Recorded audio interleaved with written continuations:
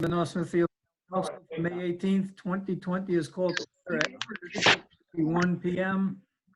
First item is the pledge, madam. Lord, assist with thy Holy Spirit of counsel all of those who are serving.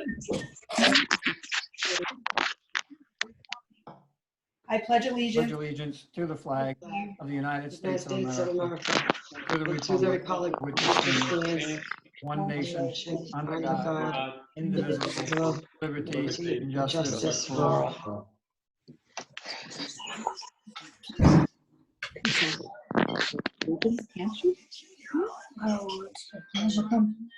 We understand the last thing we should have to worry about right now. If I could just remind everybody that's out there, What are you watching? just been admitted from the wait, they could just remember to keep themselves muted during the meeting unless I identify them to speak. That would be very helpful. Yeah, I can hear somebody's TV. Yeah. Mm-hmm. Roll call, Madam Clerk. Mrs. Bartimoli? Here. Mr. Rogier? Here. Mr. Zelinski? Present. Mr. Vadney? Present. Next item is open forum pursuant to Public Law 42-46-6D with a maximum of 15 minutes. Is there anyone out there wishing to speak under the open forum?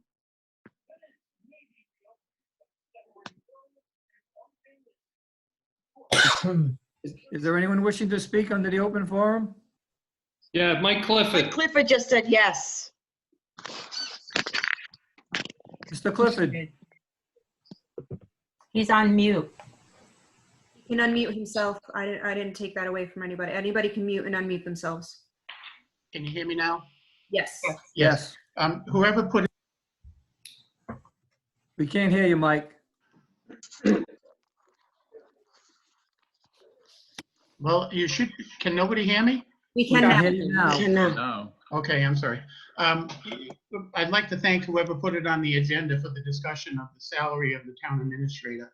As I said last month, I was worried that that would be done after the, towards the end of the declaration period, and a lot of people might not know if their intent was to raise it. And I ran to this meeting quickly because I had forgotten about it, to be honest with you, until about 2 minutes before the meeting started.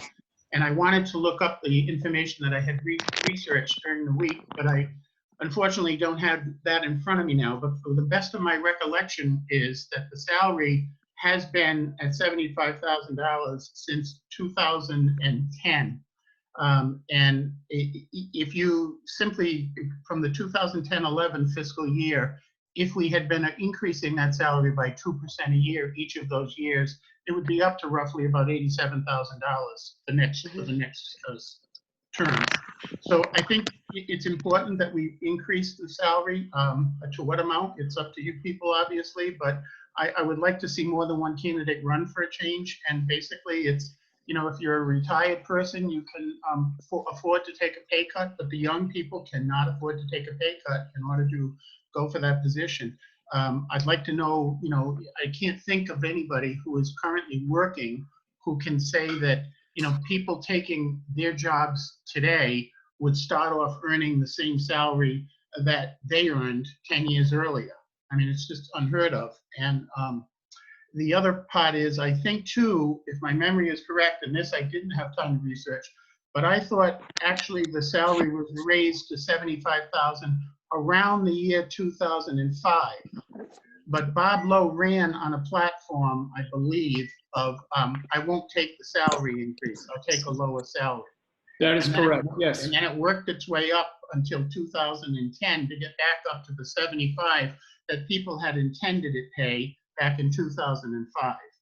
So my primary concern was that you let your feelings be known tonight so that potential candidates, if we can talk any of them into running, who, you know, have good qualifications and strong skill sets, might at least be enticed if the salary were going to be increased. And I was hoping that that would be done before the declaration period concluded. I know it has to, by charter, be done before the declaration period is ended, but I mean, not in the 11th hour, not the day before the declaration period. If you take an action and you advertise what you're doing and you promote what you're going to be paying, we might actually have a competitive election. Thank you. And one last thing, I'm sorry. I know, there's a tendency always to say, oh, well, we're not looking at the budget yet. We don't know what all our resources is. I've seen this council take actions before with less than $15,000 in the balance. And reality is, in a $40 million plus budget, $15,000 is not a lot of money to find. And I've seen you find it for what I consider to be very foolish things. This, I think, is crucial if we're going to have a quality candidate, and hopefully more than one. Thank you. Thank you. Is there anyone else wishing to speak in the open forum? Anybody else out there wishing to speak? About the police contract. Nope, go ahead. Could you just state your name Can I speak on the police? for the record? My name is Cheryl De Cristofaro. I live in Providence Pike. I believe this is a good contract with the police department because wasting taxpayers' dollars to constantly train police officers that then turn around and leave and go work for other towns with a better pay options. We need to do all we can to retain them here, I believe, because the police department has been working for a while, I know, to try to build a bridge between the department and the community. But it's hard to build a bridge if the officers are leaving all the time because no one ever gets to know them. And when you get to know cops, I think that it's more, you're more comfortable around them, seeing them around, talking to them and everything. And everyone knows that I think the town is safer and runs much better when the community police and the police work together. I'm a graduate of the Citizens Police Academy myself, and my eyes were open when I went there to how hard these people work and all that they have to do day in and day out. And most of us have no idea how their workload has increased over the years. It's hard nowadays to get people to be into law enforcement for many different reasons. But you can make a lot more money in less risky careers. And I know the officers all love what they do, but they have families to support too. So we need to at least pay them the same as a comparable town so that they don't leave, and get them to stay here. Thank you. Cheryl, what was your last name again? I'm sorry. De Cristofaro. Thank you. Thank you. Is there anyone else wishing to speak in the open forum? I would if I could. Yeah. Maureen Allen. Hello? Yes, Maureen Allen. I just want to speak. Could you state your name and your address, please, for the record? Sure, Maureen Allen, 6 Greenwood Lane. Thank you. Yeah, I also wanted to follow on the police salary. I thought about it for a while. There were some pretty negative comments on the Valley Breeze, which was pretty surprising. But, all of us have car insurance and we pay for that for our safety in case we get in an accident. And I don't think you can put a price tag really on safety. Those officers are there 24/7, 365 days a year in this pandemic. They don't know what the days will bring or even if they can go home. I remember a town in Connecticut, Newtown, Connecticut, Sandy Hook Elementary School. And I bet if the police officers there wanted a raise, they wouldn't think twice because the residents of that town saw the swift action and the experience of the police department. So I don't think we need a horrific tragedy to prove that we have our own heroes in our police department.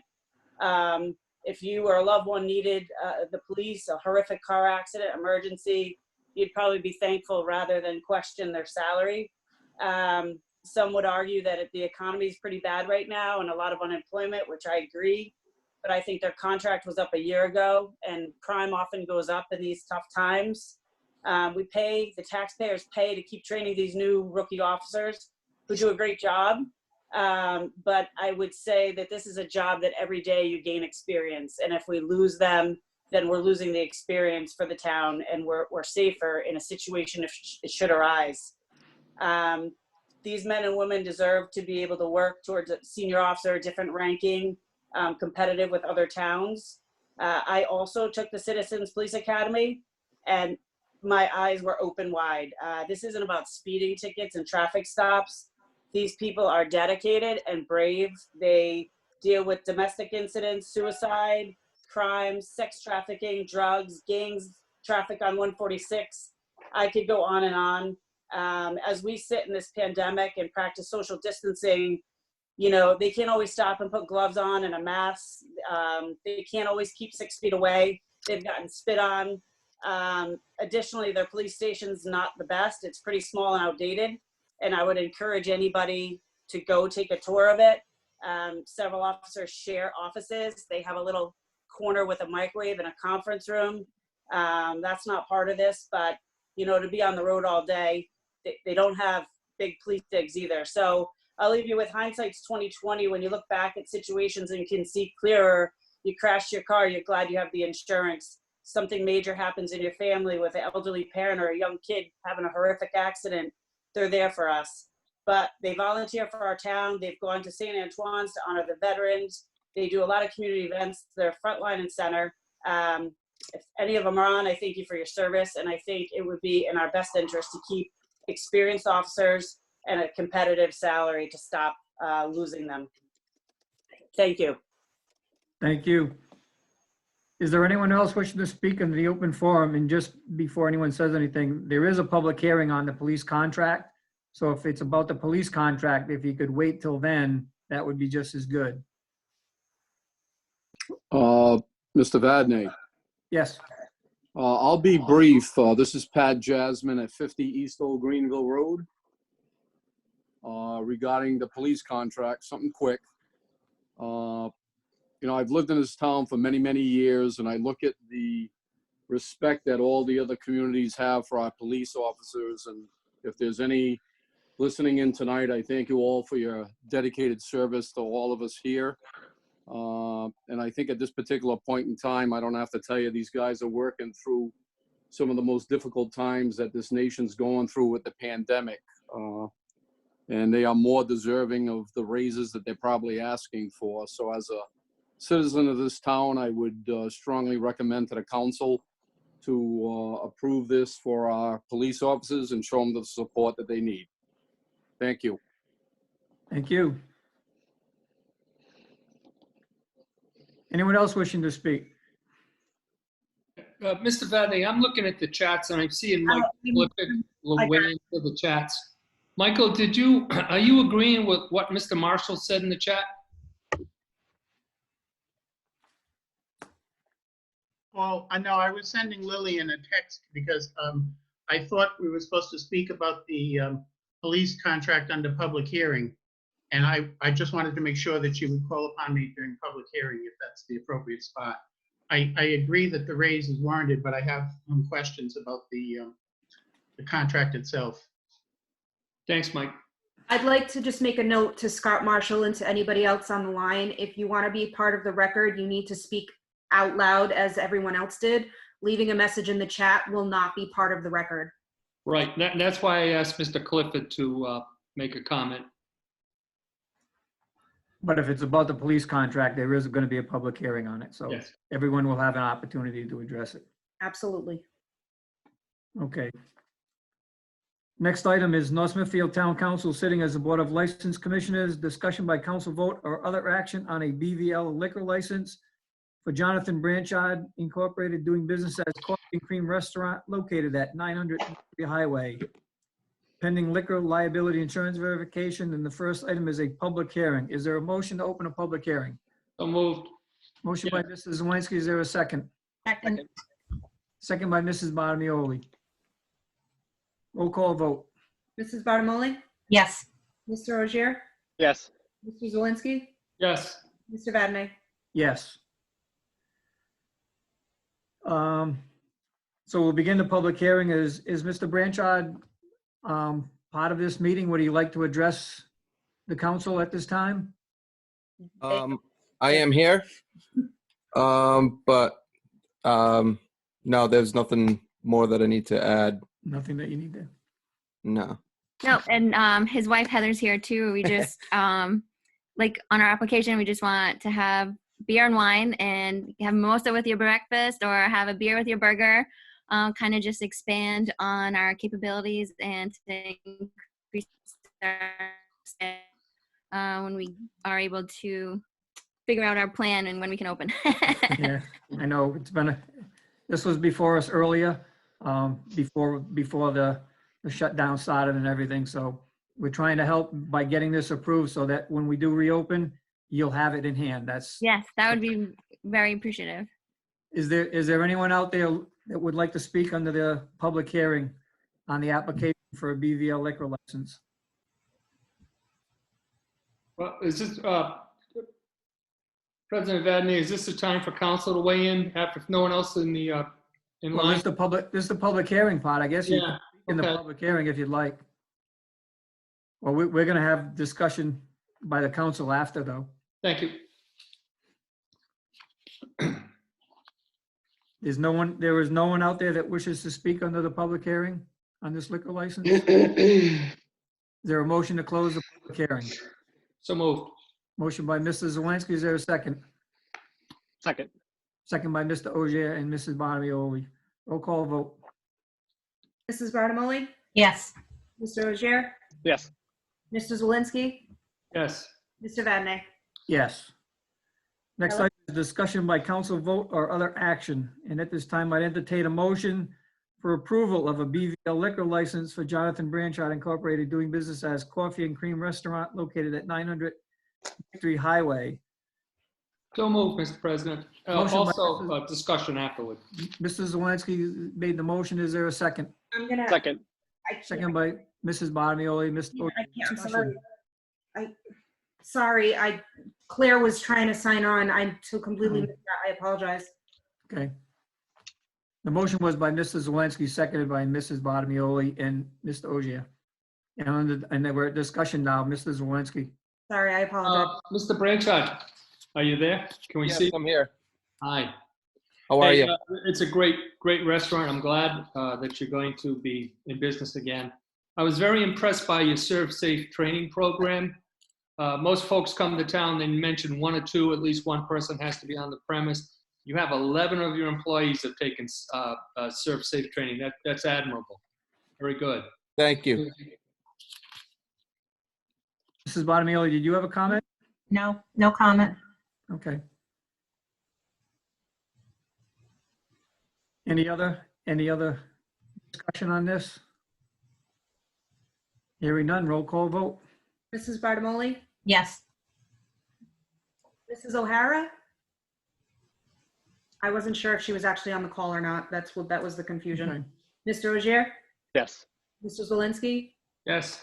Mr. Vadney? Yes. Congratulations. Thank you. Yay, They thank you they so can stop much. it. They can Best stop of it at the luck. clerk's office to get that, Mrs. Scott, Yes. with a call.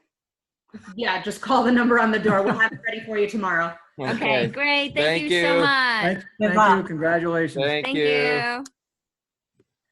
At this time, I would make a motion that we waive the rules and move up, or actually, I can do it on my own. I'm going to waive the rules and move up for immediate consideration. Item F of the new business, discussion by council vote or other action, act study report from RIPEC. Mr. Rizowski? Yes, Mr. President, members of the council, and all who are here to listen tonight. I'm happy to say that the you authorized to be completed and that you funded late last year has been completed, and the team from RIPEC is here to present it tonight. It's obviously timely in that we will be in just a few weeks be looking to set new tax rates, we hope, for another fiscal year.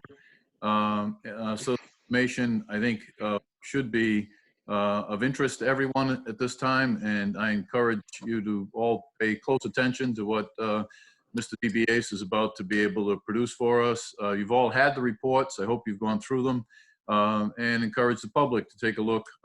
It is available on our website, and we look forward to further discussion. Michael.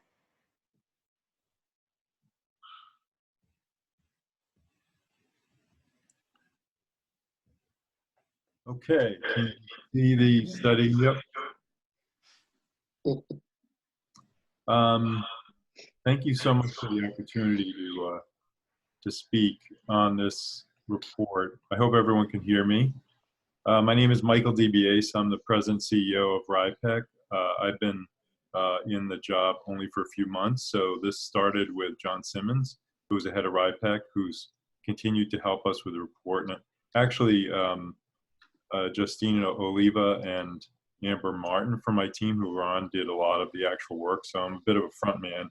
I want to thank Gary and Michelle Mariani and Cynthia DeJesus for the work they did. I'm going to move through. We have kind of a, if anyone has read our report, it's very voluminous. I give you a lot of credit if you actually plow through it. We are, we have a large number of slides, but I'm going to run through them fairly quickly and try to give you the highlights and stop and take some questions as we go, if that's okay, Mr. Chairman. This is what you can see here is what we set out to do. So I don't want to go back to the beginning of time, but I just wanted to orient folks that property tax used to be in colonial times taxed on tangible things like furniture and farming equipment. Today, it's tangible property is pretty much only taxed by if it's owned by businesses. And what's also happened in property taxes is that there's been a greater reliance on residential values for property. And so there's been limits put on the residential property, and states have allowed municipalities to tax property at different rates and tax residential at a lower rate than commercial or tangible. This is kind of an important slide. We're asked to look at the economic impact of taxes and your property taxes. The split roll, which is what, when you have different rates of taxes, called the split roll. And basically, the economic studies tell us that there is some impact on employment and business location decisions. It's not a large factor because it's not a large part of business costs. It does have an impact, though, on a regional basis. So if a business has decided to locate in Rhode Island or to locate in southern New England, the property tax in a given municipality can make a difference. There's even less economic study on tangible personal property, but the research that we've seen often focuses on the administrative burden of this tax and the fact that it may disincentivize buying of equipment by businesses. Let me stop there. Any questions so far? Okay, I'm going to keep. Questions from anybody? No, go ahead. Property tax in Rhode Island, municipalities are given a lot of leeway in taxing property. North Smithfield has some legal limits. Your commercial real estate property taxes cannot be more than 150% of your residential, and your tangible cannot be more than 225% of your commercial. So that's your legal limits. This talks about here the fact that property under Rhode Island laws is fully revalued every 9 years, and every third and sixth year there is a statistical reval. Rhode Island has a 4% maximum year-over-year levy cap. The governor has focused on the tangible tax in her budget. She has two proposals. One is to reimburse communities that cut their tangible tax rate. Unfortunately, given your rate, you would only qualify for a 10% maximum reimbursement. So not a lot of relief if you decide to cut the tangible tax under this. The second, though, proposal is of more significance, I think, for North Smithfield. It allows municipalities to establish minimum filing thresholds or exemptions under which tangible property would be tax exempt. And we're going to talk about that. Right now, you don't have the ability to do that, so you need legislation to do it. This is a chart that shows you that Rhode Island taxes property at much higher levels than the US as a whole. So this chart basically has all the taxes that people pay. And as you can see, in Rhode Island, 43.3% of all taxes are property taxes.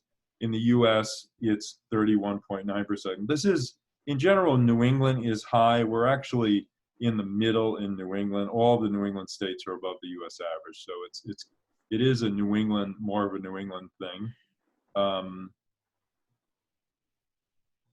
Sorry, having a little trouble getting through.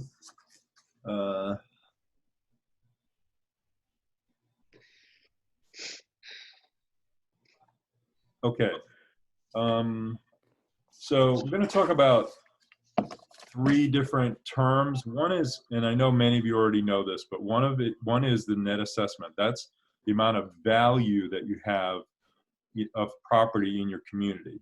So that's sort of what's the value of all the things you can tax. And as you can see from this chart, North Smithfield has your residential property has a smaller portion of your full pie than the Rhode Island median. And the median is sort of the middle community in a list. Your commercial real property has somewhat larger portion of your net assessment. It's not a big difference. Your tangible property has a larger portion. So this is sort of where you start from. This is what is the value of the property in your town. And then the other concept is the tax rate. So this is what rate do you apply to the property. And as you can see from this, your residential rate is a little lower than the Rhode Island median. Your commercial rate is slightly lower. Your tangible rate is much higher than the Rhode Island median. We're not talking about the motor vehicle tax here because that is being phased out. But as you can see, that's higher as well. And then the final concept is called the levy. So this is where does the money come from? Where does the tax money come from? It's actually the product of the assessment times the rate. And so as you can see here, North Smithfield, the residential portion of your levy takes up is a smaller part of your yield. The commercial is about the same as the Rhode Island median, and the tangible levy is much larger. And now you can see this in terms of this is comparing. The top graph is here's the pie showing the different property you have based on assessment value, and this is how you get the money from the property is the bottom. So as you can see, you take less money from the residential than is the proportion of value. You take about the same amount from the commercial as the proportion, and you take a lot more from tangible because of that higher rate.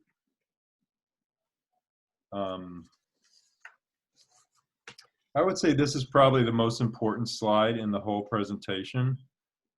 This is basically the breakdown of your tangible taxpayers. And your tangible tax levy breakdown is remarkably top-heavy.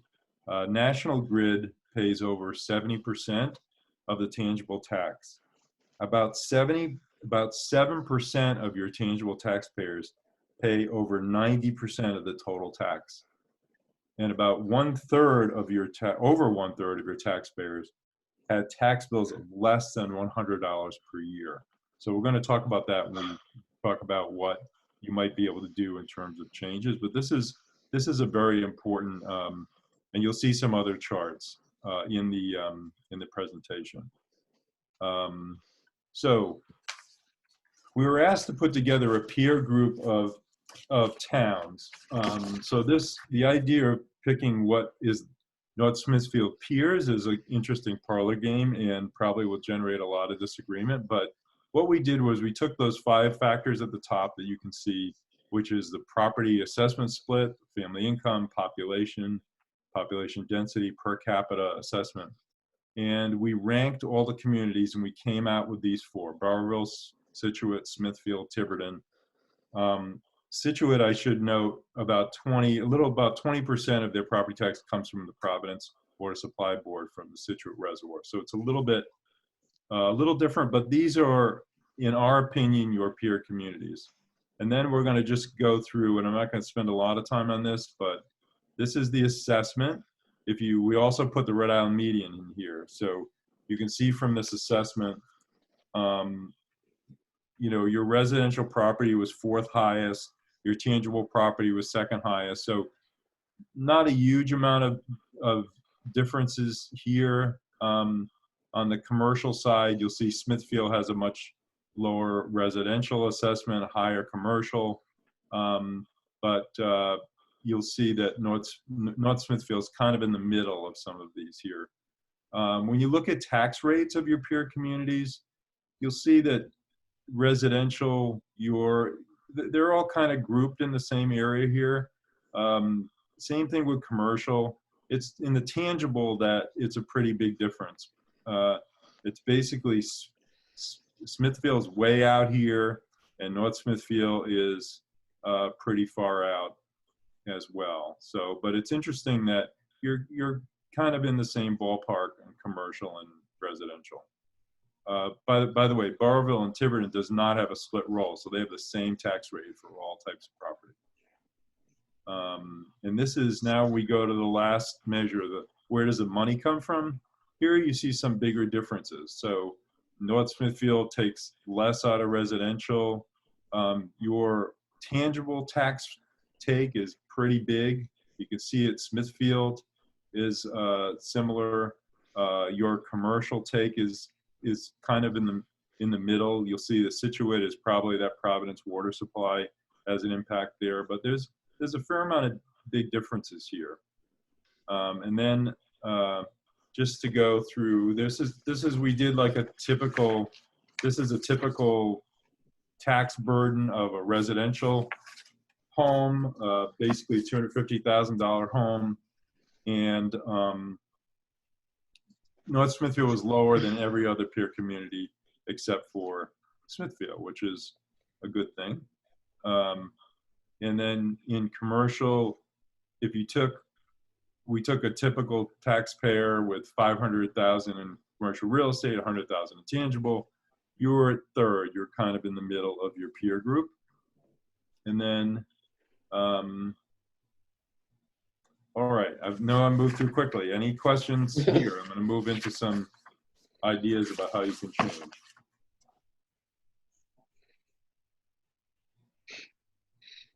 I have a question. Mr. Ogier. So it was definitely a comprehensive study. I read all of it. I found it interesting. I was thankful that we were able to take this time to look into it. I know I asked back in last summer for us to look into the tax rates, it says, because there was a big discussion of our budget last year. I was curious though, because I noticed in a few areas where in your study where you mentioned that the tangible tax doesn't necessarily disincentivize somebody or a business to come in and build. And I noticed that some of the peer groups, Smithfield particularly, had a much higher tangible tax rate. Do you know what the business growth of Smithfield was over the last 5 or 10 years? Have you looked into any other community to see if that theory holds true? Because I know that there's the relationship between the commercial and tangible rate, but for us, it seems like cutting the tangible rate would be more of a factor, would help more of a larger company like a National Grid than it would the smaller business. And I think some of the alternative structures are interesting and we should definitely look at more, like the exemptions and stuff like that. But I was just curious if you were able to look more into how cities handled it, or if it really isn't a necessity to cut it, because it really is no incentive. Well, I think businesses look at their property tax as a combination of the commercial and the tangible. So that's why in the study we often looked at it together. The tangible tax is typically a smaller portion of the total tax burden for a business. So the commercial real estate portion is going to be larger. So they're going to look at the whole thing. I can tell you that it's hard to actually measure this. I will say that North Smithfield's had its commercial tax base grow much faster than the state as a whole. So at least your combined tax burden doesn't seem to be holding you back. I do think there is a large annoyance factor with the tangible tax. you could argue that for a third of your taxpayers, the burden of complying costs more than the benefit the town's getting from the tax bill. And I also think that, you know, there's a lot of small businesses, particularly when the tax rate is high, that it creates an unfavorable view of the town. Now, does that make them move out, or does that keep them from coming in? I don't know. I can tell you that in communities where the commercial and tangible rate together is high, that becomes a big disincentive. So I think you have to look at both of them. But I do think there is a real annoyance factor, and the tax isn't also particularly fair. Sometimes there's not a great deal of enforcement. There's a lot of self-policing. In some communities, I don't want to suggest in North Smithfield, there's a feeling that perhaps not everyone is getting taxed or being found.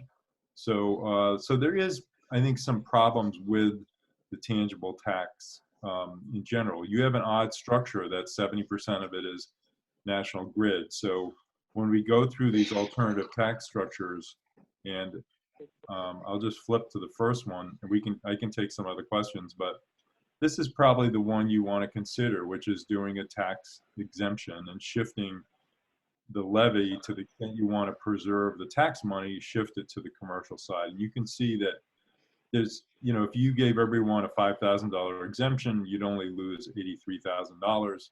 It would allow, you know, would cause the commercial rate to go from close to, you know, it's $18.87 to $19.13. And you'd save a big headache for a bunch of people. And so we've modeled 5 different ones here. You can pick one of them. You could start low and see how that works and move up, you know, over time. But I think there's a lot of merit. Now you have to get statutory authority to do this, but I just think there's a lot of merit here with this particular one. Perhaps you can afford to absorb this. That would be another way of doing it, because it's a fairly small amount. I'm not going to go through a lot of the rest of these, because a lot of these are politically difficult, but we've basically modeled, you know, if you moved your tangible tax rate to the Massachusetts median, what would that do if you shifted it to the commercial? That's option 1 here. Option 2 is if you went to the Rhode Island median, you know, what would that do? This is if you equalized your tangible and commercial rates, you know, what would that do to the commercial rate? And you can see that's a big increase here. Would take it from 18 and change to 25 and change. And then if you try to do 2 together, we have a bunch of options here.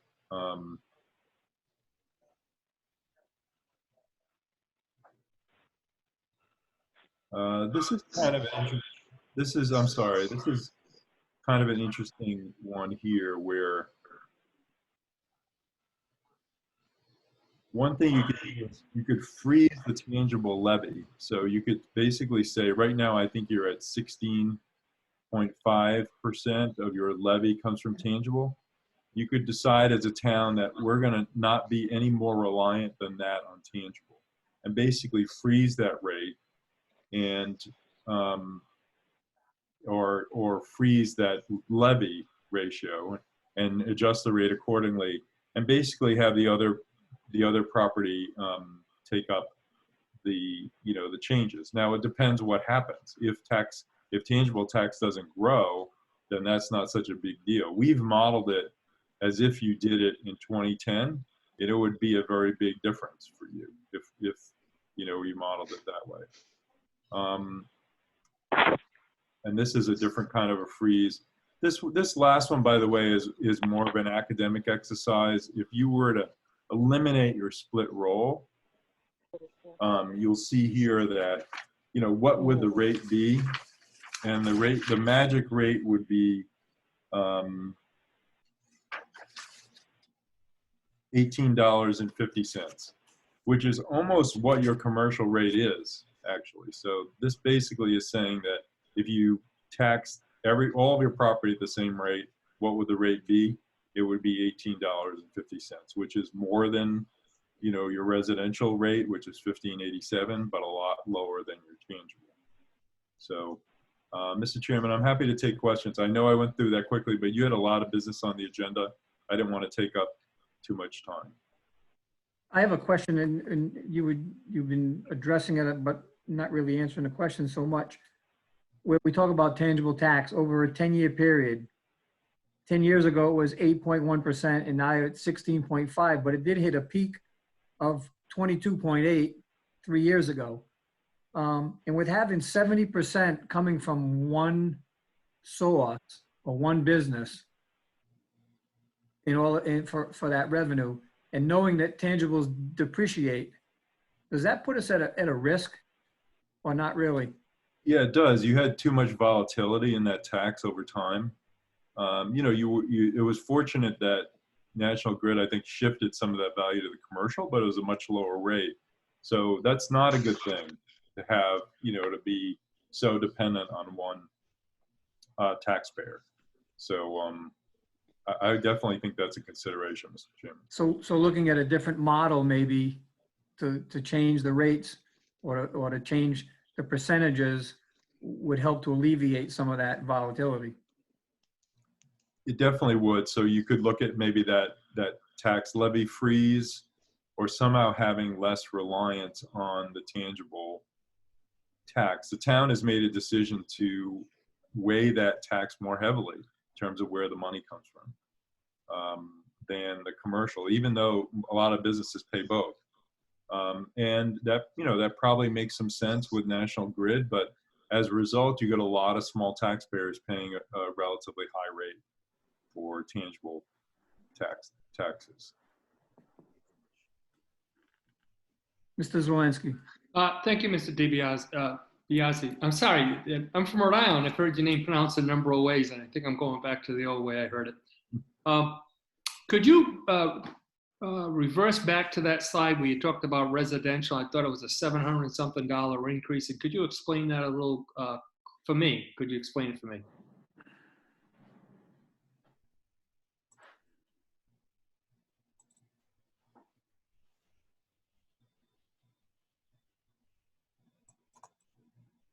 Let me see if I can get there again.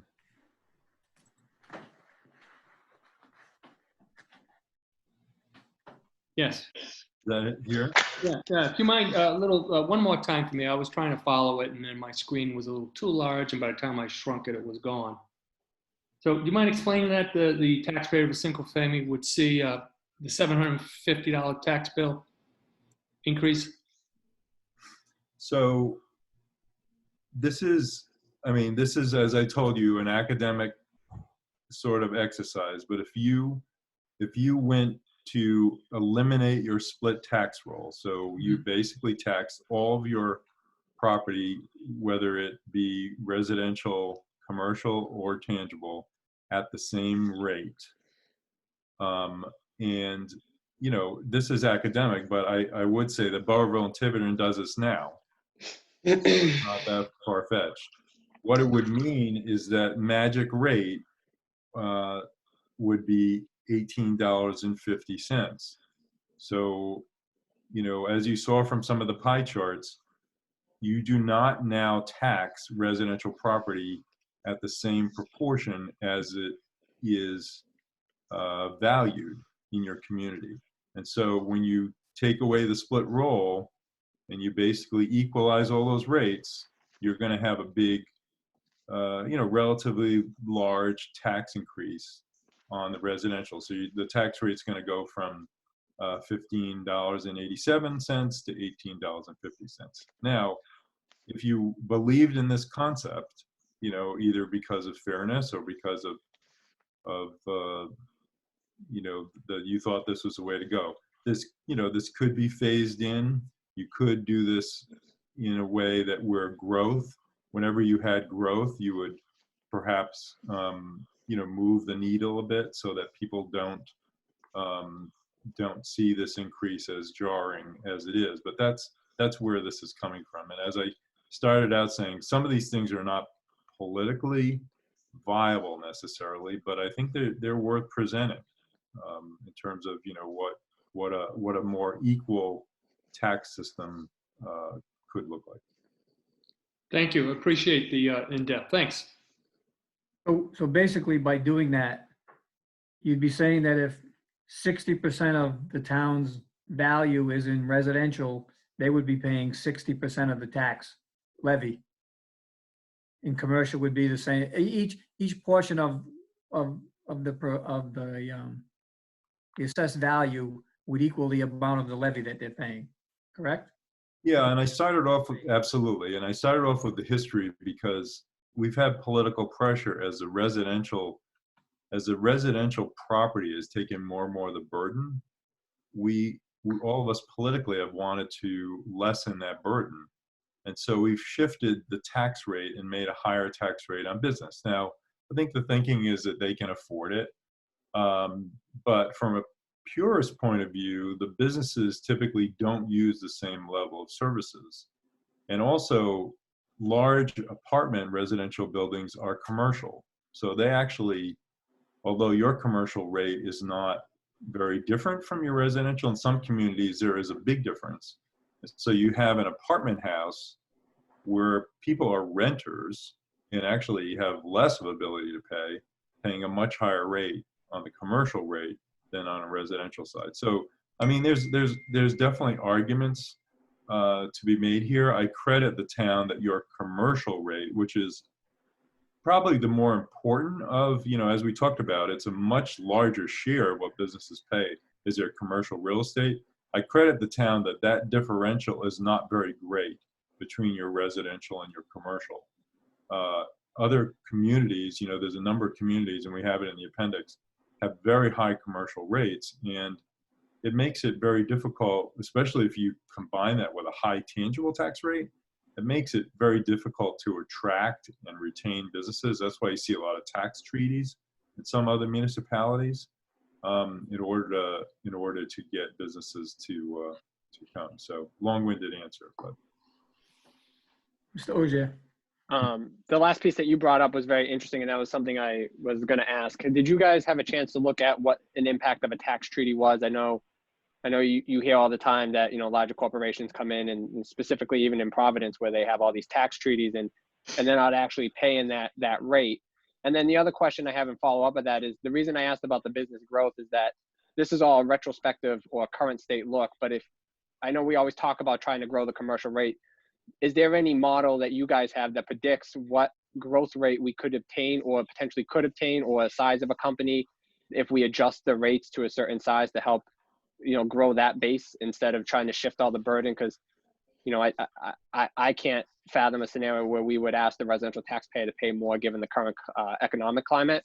So I was just curious on those two things. So I'm not sure of the second part of your question. Are you asking if you raise the commercial rate? Or no, I was asking like if you grow, like what impact, so I think of it like a sensitivity analysis. So like what rate warrants more a growing of the commercial base? So if you were to lower the commercial rate, could you obtain a certain growth over a period of time based on the prior year's data or prior data? It's more of a predictive look. I wasn't sure if you guys model out like that or if you're using just the retrospect to get to the current state. Well, I think that, I think for, you know, if you look at the study, we went through all the economic research that we could find. These, you know, municipal property taxes tend to be more drivers within a region. That's why we measured your peers and whatnot, you know, in terms of if somebody's decided to come to locate in Rhode Island, then they're going to perhaps look at their property taxes and make a different, I don't think that commercial or tangible real estate taxes is a big attraction driver. You know, businesses, first of all, they're going to need to have the labor. They're going to need to be able to be permitted. And then they probably look at that. So I see it more as we're seeing in some communities in Rhode Island that the property tax rates are so high that it becomes very difficult for them to attract a business. So then they need to do a tax treaty. Now, the question about tax treaties are, if if it's increasing the tax of a piece of property that's undeveloped, then the tax loss is not real to the community. If you weren't going to get it without the tax treaty. I think the other thing, what's happened in some communities is these tax treaties become, political and get difficult for the communities. But if you have a very high property tax rate, and the only way you can attract businesses is to give them a break on their tax rates, then it's hard to actually view that as some kind of a special deal. And I think that's why you're seeing, a lot of real contentious things going on in communities where the businesses are saying, hey, we're getting a tax deal in order to pay what we think is a reasonable tax rate. We're not going to pay that other tax rate. It's way too high. So I think it's a credit to North Smithfield that I think you have very competitive, and what you can see from the study, very competitive commercial property taxes. Your residential taxes are, very reasonable given your peer group. I do think that tangible tax is something worth looking at it because it's a high rate. I think it's probably I don't know what you hear from businesses. I think there's a annoyance factor, there's a compliance factor, and it also, as you know, a lot of tangible business property is not taxed. Inventory is not taxed. Manufacturing property is not taxed. So you end up going after equipment and things that businesses find to be of depreciating and kind of lousy value to begin with. That copier in the corner is something that businesses don't like paying for anyway, and then they have the property tax bill. So I do think there's a psychological impact of the tangible tax that just is not a great thing. Michael, this is Gary, if I could add, I think that discussion is important to why we have gone through this. And from my view, we have to look at these things holistically. Businesses won't come here just because of a tax, or not come here just because of a tax. They need, as Michael has already said, a workforce. They need a space. They need an opportunity to see a path to a facility that doesn't take 10 years to accomplish. So there's a family of things that support the growth of business opportunity. What we have seen in North Smithfield over the past 10 years is large growth in the retail aspect of our commercial enterprises. And in itself is something that is, retail, it's location, location, location in terms of the people will come. It's access, it's demographics and such that allow those things to come in and make taxes secondary, in my view. If we want the opportunity to have our children and the future children of the community be able to work in the community in non-retail jobs, we have to make it holistically attractive for businesses to want to stay here and for businesses to want to come here, where there is geography that will support that or support their opportunity. So, I don't see us taking any kind of a turn here, left or right, whichever you favor, to cause a situation where our tax rates are all going to change drastically. I think what we have here is a warning that we can't just keep going in a direction that sends the granny card to the person that happens to have a lot of equipment. We will eventually be hurt by that. The town of Smithfield, it's been referenced in this conversation, where I happen to own property and paid a lot of property taxes, tangible property taxes over the decades, is trying to work its tangible property tax down. It's seen that light and says that it knows it had to change. I've been to meetings in Smithfield as a property owner there, recognizing that they sit out at a higher rate than we do, but they've already seen that reality that can't keep going. Beyond that, the indication that Michael, or the information that's in the report that Michael presents, that shows that even the governor has recognized this circumstance with our change by either by providing relief for the small taxpayers, that it costs us more money to send the bill out to the person than the check that we receive. Those things need to get rationally resolved in the right sequence and time if the legislation does pass.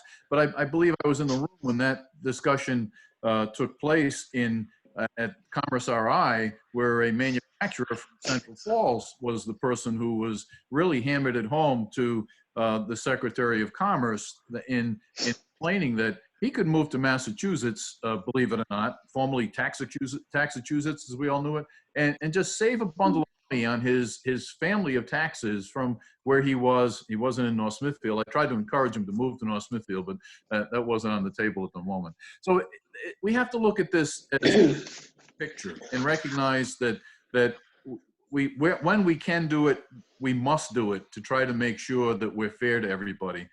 In some ways, you could look at this chart that's still up, in that the residential taxpayer over the past number of years has been getting a $752 discount. And that's okay. That's good. We've treated our citizens fairly. We tried to be as responsible as possible, but how far does that go? How far should that discount go before we wind up causing a circumstance where the overall residential burden is actually higher because we're not seeing the influx of opportunity? So, Michael and everybody from RIPEC, I think you've presented good information for us to chew on for a number of years even. Who knows, we may follow it up with additional research. Thank you. Any other council members? Is there a motion to accept?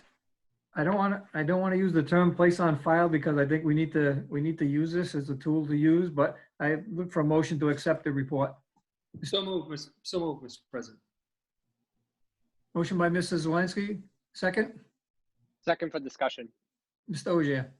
I agree that I think we have to use this report. I'm sure we didn't get it for free. And I think there's a lot of information in here, especially the different solutions into what could be a basis as to how do we look to restructure in the future. I don't know if maybe it's something where the budget committee can start looking at it even after we get through this budget process, and trying to assess what the impact would be if we go down one of these routes. I'm just trying to think of a starting point to start utilizing it instead of leaving it on a shelf for. No, that's why I said I don't want to use that term, put on a shelf. But we need to accept it. So there's a motion and a second. Mr. Zelinski? Yeah, I certainly made a motion to accept it. Don't want to leave it on the shelf, but I'm not sure that I would endorse it full parcel 100%. One of my main concerns is the impact to a residential. 285K home would go up $752. Now, oh God, no. Talk about spreading that out over a couple of years. It's still $752. It's a big impact to a lot of people. Yes, we have to encourage commercial. Yes, we got to do what we can. But this is going to take a lot of looking at so we can come up with the right amount. It's a great report, Mr. DBR. It's a great report. I really want to thank you for it. Thank you. Yeah, it's a tool. Councilor Ogier, if you can hear me, it's a tool that we certainly can look at for all the research that's been done and see if we can apply it to our best needs. Thank you. Any other comments? Roll call vote. Mrs. Barnamoli? Yes. Mrs. O'Hara? Yes. Oh, sorry. Mr. Ogier? Yes. Mr. Zelinski? Yes. Mr. Vadney? Yes. Thank you, Mr. DiBiase. In case she pops up and I don't notice. That's why I keep. Oh yeah, I jumped the gun. I'm sorry. Okay. Okay. Back to the regular agenda. Thank you very much. Mike. Thank you.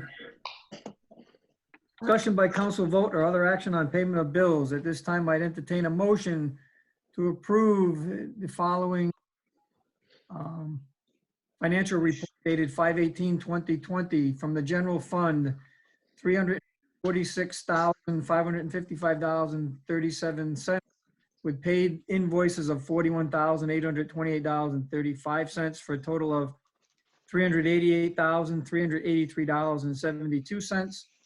From the sewer and water account, $4,731.12 and paid invoices of $1,162.77, of $5,893.89 in the following electronic payments: to the library, $37,949.15; to the school department, $1,680,723; to the fire department, $248,879.50; to the interlocal trust for insurance, $127,768.85; to the retirement account, $4,865.20; USDA loan 91-04, $2,914, and USDA loan 91-10, $39,024.97, which is the final payment, into U.S. Bank General Obligation Bond number 0072466 NS, $8,637.50, for total electronic payments of $2,430,762.17, for total payments of $2,825,039.78. There a motion to approve? Motion by Mrs. Zelinski. Second? Second by Mrs. Bonioli. Discussion? Hearing none, roll call vote. Mrs. Barnamoli? Yes. Mrs. O'Hara? Mr. Rozier? Yes. Mr. Zelinski? Yes. Mr. Vadeney? Call me? I did. Yes. Please make an effort to get to the clerk's office to sign one page of that. Next item, discussion by council vote or other action on consent agenda. All items listed in this section are considered in one motion. There will be no separate discussion of these items unless a councilor so requests, in which the event the item will be removed from the consent agenda. A, town council minutes of April 20th and May 4th of 2020. Communications Animal Control Monthly Report for April of 2020. North Smithfield Police Department Monthly Report for April of 2020. North Smithfield Municipal Court Monthly Report for April of 2020. North Smithfield Fire and Rescue Monthly Report for April of 2020. Resolution from the town of South Kingstown to support moving the primary. Resolution from the Jamestown School Committee urging the continued appropriation of state and local revenues to support public education. Resolution from the town of Barrington supporting Pride Month. 3 resolutions from the Smithfield School Department on expressing support for funding of the categorical fund for high-cost special education, expressing support for funding of ride transportation offset ESA, and urging the continued appropriation of state and local to support public education. Would anyone like any of those removed? Mr. Zelinski. Mr. President, if we could remove for discussion, town council minutes, April 20th and May 4th. Thought I'd go in real quick. Anything else wishing to be removed? Not her things, unless she's not hungry right now. Hearing none, is there a motion to approve the I'm just rest of gonna the do- consent agenda? Does it take a while for your So moved. birthday? Because I'm just- Motion by Mrs. Zelinski, is there a second? We can eat and watch Jack Ryan. Second by Mrs. Bonioli. Any other discussion? Roll call vote. No, I know. But I Mrs. didn't know she was Barnamoli? hungry yet. Yes. Mrs. O'Hara? So look at this. Mr. Rozier? Yes. Mrs. Zelinski? Yes. Mr. Vadeney? Yes. What I saw. Do we know who that is that's talking in the background? I don't know. There's We can't mute them, or we don't know who they are? Bluegrass. I'm gonna mute everybody for now.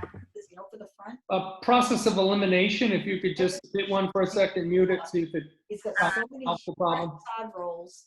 That's what I'm trying. I'm sure. Yeah, I know you have to. $6 per roll. Lily. Each roll comes. Grocery. Talking about rolls. It's a grocery list. They're 2 feet by 5 feet long. Oh my goodness. That I can't rolls find up it. compact to fit in your car, SUV, or truck. But Oh, I found it. Okay. Thank you. Okay, thank you. Sorry. Next, discussion by council vote on action on specific items removed from the consent agenda. Town council minutes of April 20th and May 4th. Mr. Zelinski. The first item on the minutes, it pertains to revoking of a license. Do y'all see it in front of you? Lillian, can you get it up? April 20th, the top of the page.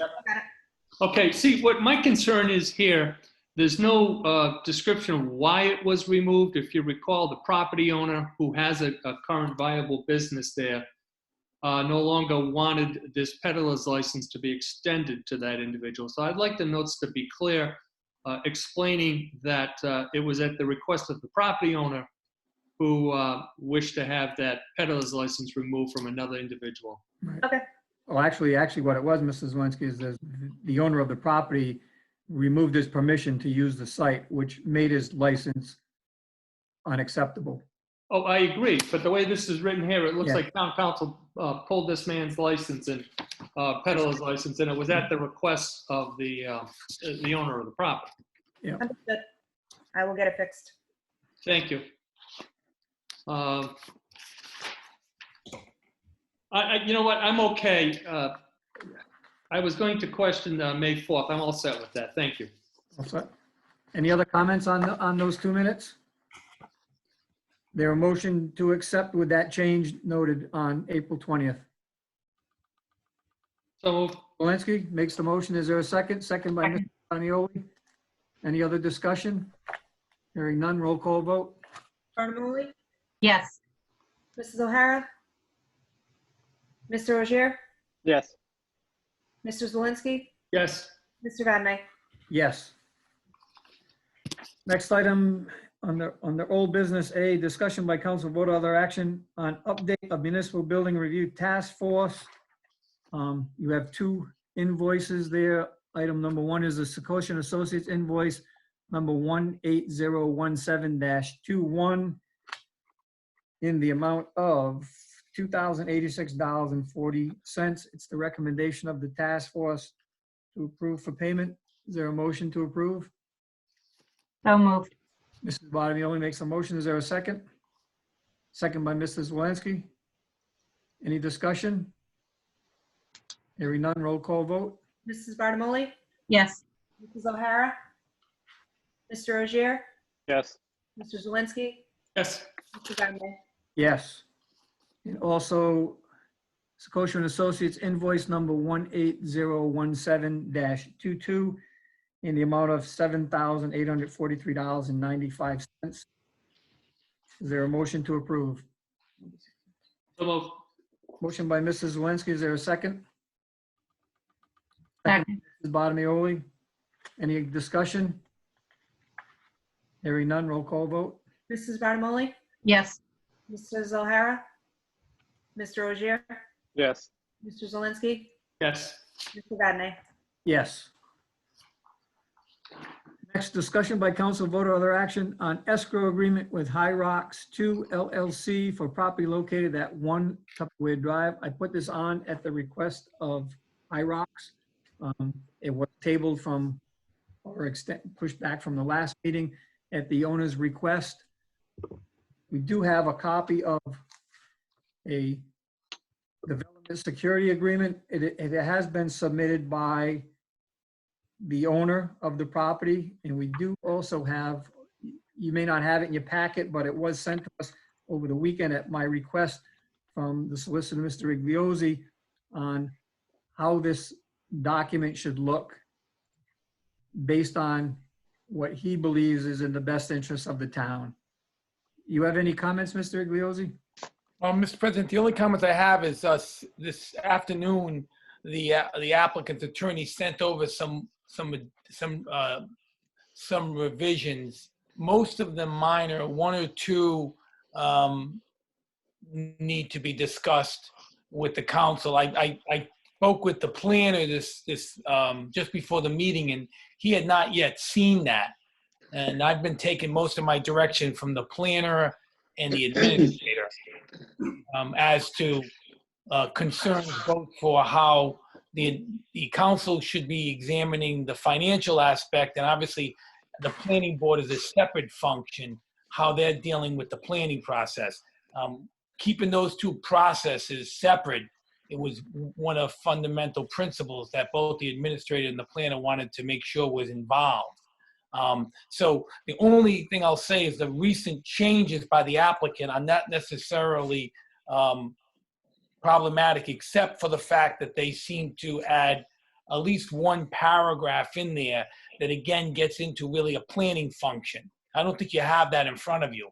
I don't know if you have the No, applicant. we don't. Yeah. And I sent an email to the applicant's attorney today that most likely the council would not vote on this tonight until we iron that out. But if the council wants to know more about this agreement, the applicant's attorney is probably on the line, and I'm certainly here to answer any questions. If you want me to talk about the history, the generics of it. I just don't know how far the council has been involved. This has been in the planning board's ballpark for some time now. Well, just from my preference, I would prefer to hear from you and Mr. Okay. Kravitz before we hear from the owner on this, so that we Well, maybe we Mr. understand Kravitz. all of the concerns. We understand all of the concerns about what your concerns are about this, making an agreement. I understand that, yeah, we can approve the development security agreement, but there are still issues with the planning board that have to be addressed that are not part of this. That's correct. And maybe the best place in order to keep this in line, if I don't know if Mr. Kravitz is available tonight to speak about just the planning side, and then I can speak specifically about this agreement. I Mr. can Kravitz? speak. I can speak to it. Tom, are you on? Yeah. He is. Just the background, Tom, and the planning board function. Yeah, just real quickly, the project, of course, the Mill at High Rocks would like to grow. They want to add residential units. They want to add 38 units. They're going to put those units inside the building above the commercial wing. That drastically changes the project by way of the number of permits it would have to obtain from DEM. It becomes a much simpler project because they're not proposing any new buildings. So simply stated, the applicant is agreeing to put forth a fee in lieu to cover to secure the construction of the affordable housing units. There'll be 18 of those, and the fee is $40,000 per unit. 18 units is $480,000. There are 3 units in the building for which the developer would like to sell those units. And I had asked Kerry Anderson to put a cease and desist on that part of the project until we can get the project moving with the developer and get this fee to ensure that the affordable units are constructed. So my view is simply that, and the planning board agrees. The planning board said, you go to the council, put up the money, the town would retain the funds, and then and then the developer has to go to the zoning board and get the special use permit. That's what they had to get to construct the mill in the first place, to put the residential units in there. And then they come back to the planning board. They can build out those units. And as the affordable units get occupied, in terms of groups of 6 units, the town would release the commensurate amount of money. I think it's $160,000 increment. So if the project is never constructed and the permits are never achieved, the developer, for whatever reason, doesn't build these affordable units, I would think that the town would retain that full fee because there were never any affordable units built to begin with. So we could use that money to leverage another project in town where there's a developer maybe building something to maybe get the affordable units constructed. And just for the background, I know there's a lot of people at the meeting, simply stated, the reason the town has to try to do this is because it's a state law to create affordable housing. 10% of the housing stock, the total housing stock of the town must be affordable. And by affordable, we're talking about rates at 120% of the median down to 80%. So you're talking workforce housing here. People need to be, they're oftentimes employed. They're looking for apartments.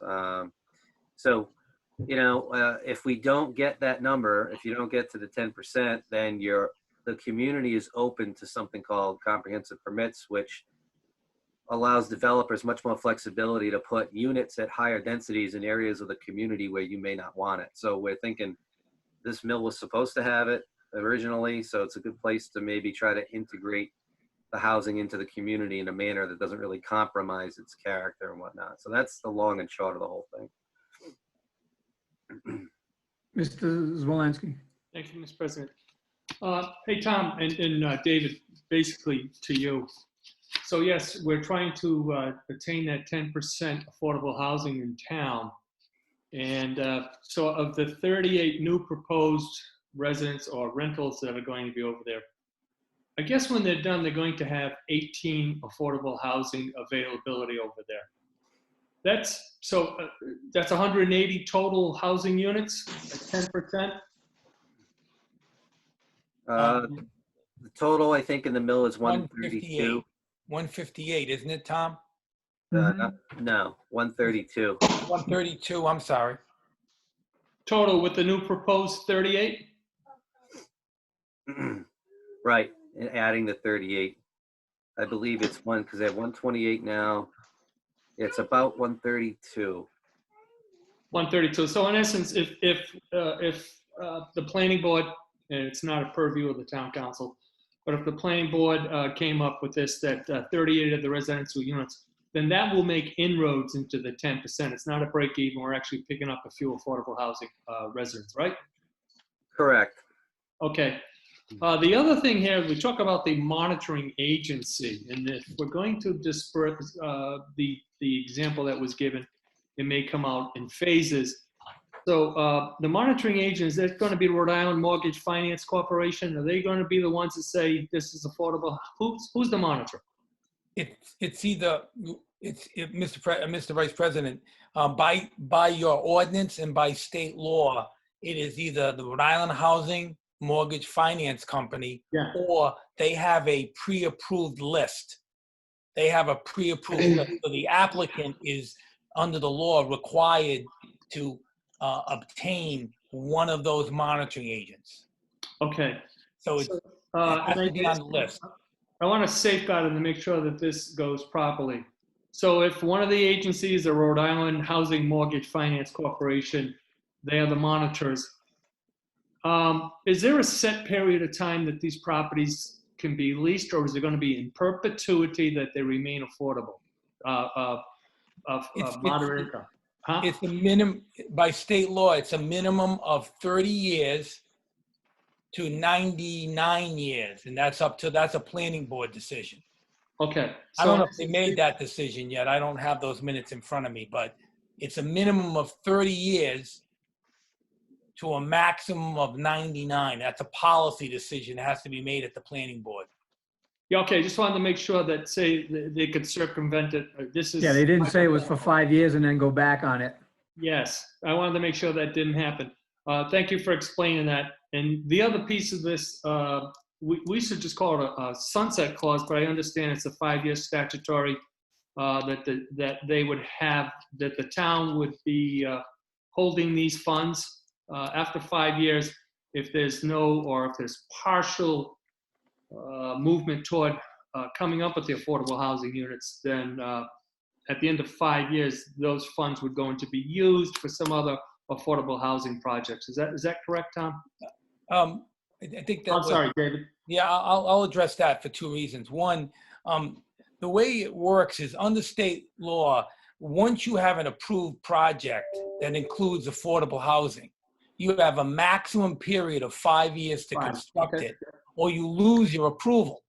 So the bottom line is, I didn't put a date in your agreement, but the applicant's looking for 5, and 5 is, if the council's okay, it's fine. At the end of 5 years, they would lose their approval of the project, and they would lose the money. That's the way the agreement is worded. Why are they losing the money? Because they owe us 12 units from the original project. It's not that they're getting penalized for not producing the 38. They owe us the money for not producing the 12 units in the first project in 2007. So the way the agreement is structured, the way I wrote it was, at the end of the sunset period, whatever period that is, not to exceed 5 years, 5 years by state law, your right to build ends, but you still owe us the 12 units. So that's why you're losing the 480,000. That's the principle of the agreement.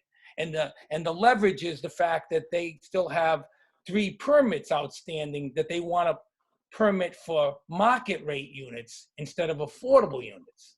when we still owe us 12 units. So that's the leverage the town has. Thank you. And if there is residual money left over, if they build partial or whatnot, that money would be used by the town to support other affordable housing or some type of venture in that way, correct? That's correct. By state law, the money could default into an account that has to be used by the city or town for affordable housing. You can't use it to the general fund. No. Yes, thank you. I just want to make sure that, thank you. That's the principle of the agreement. The confusion is that, just so you're clear, as far as the application before the planning board is concerned, it's not being held up by this. The planning board has voted to approve and recommend approval. They just said, you're going to give us affordable housing. You're going to meet the statute, or you're going to satisfy some security agreement. But this is not holding up the project. The project is approved. Yes. And so it's not about that. This is about, they've decided to ask for us to post a security agreement, and the planning board does not have the authority to sign agreements on behalf of the town. Only the council can. Mhm. So if the council wants to entertain agreement, then only obviously if the town wants to entertain an agreement, only the council can approve an agreement, and that's why it's before you. So I'm trying to I told the applicant, and I encourage the council, the planning board has approved this project, they're doing their job. The applicant is saying, but, well, we want to post money instead of to get these permits now. Well, that's why it's before the council. Only the council can make that agreement. Does that make sense to everyone? Not that I don't want to talk about the project, I just don't want you to think it's about the project in front of you tonight. Mrs. Bonioli. I have a question. So because we're on Zoom, I can't access the other agreements, but I have a copy of the agreement that they drafted. And in it, they're proposing to put the 480,000, but they're looking for, once they accomplish 6 units, to get a portion of the money, and then 3 payments to do that. Yet I believe in our version, they need to wait till the end. Is that correct? Well, that's their suggested alternative language. Okay. And during the preliminary discussions with the planner and the administrator, I don't want to speak for them, they indicated that they weren't adverse to that position, because obviously if they deliver 6 units, then they shouldn't get penalized the money. They've done what they were supposed to do. But they've only done 6 and not the 12 they owe us. Right, but they're only getting a third of the money. They only get 160,000. All right. So, right, you're absolutely right. They could theoretically, we could theoretically be a little upside down on the money, is what you're talking about. Yes, yes. I agree with that. I feel for security, since it didn't happen the first time around, I would like to hold the money until the end.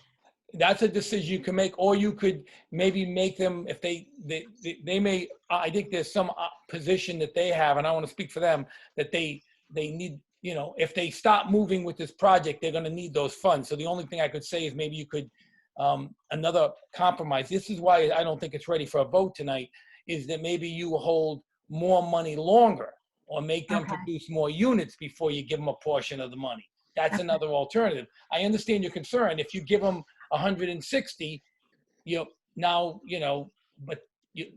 you'd have 6 units, right? Correct.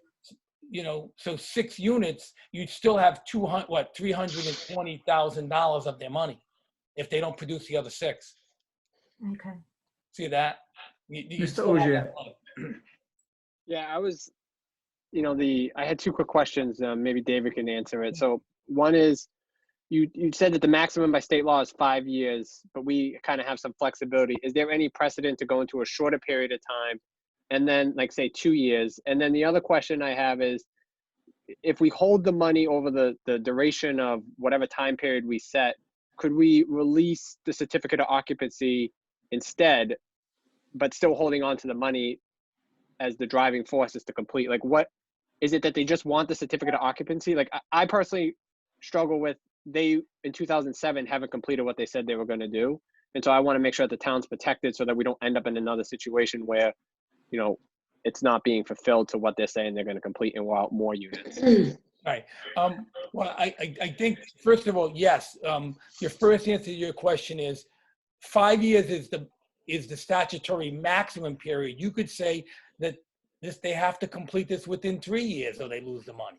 So the answer is, this is an agreement. You can make it for any period you want because this has got nothing to do with the planning. This is an agreement between you and them about their money.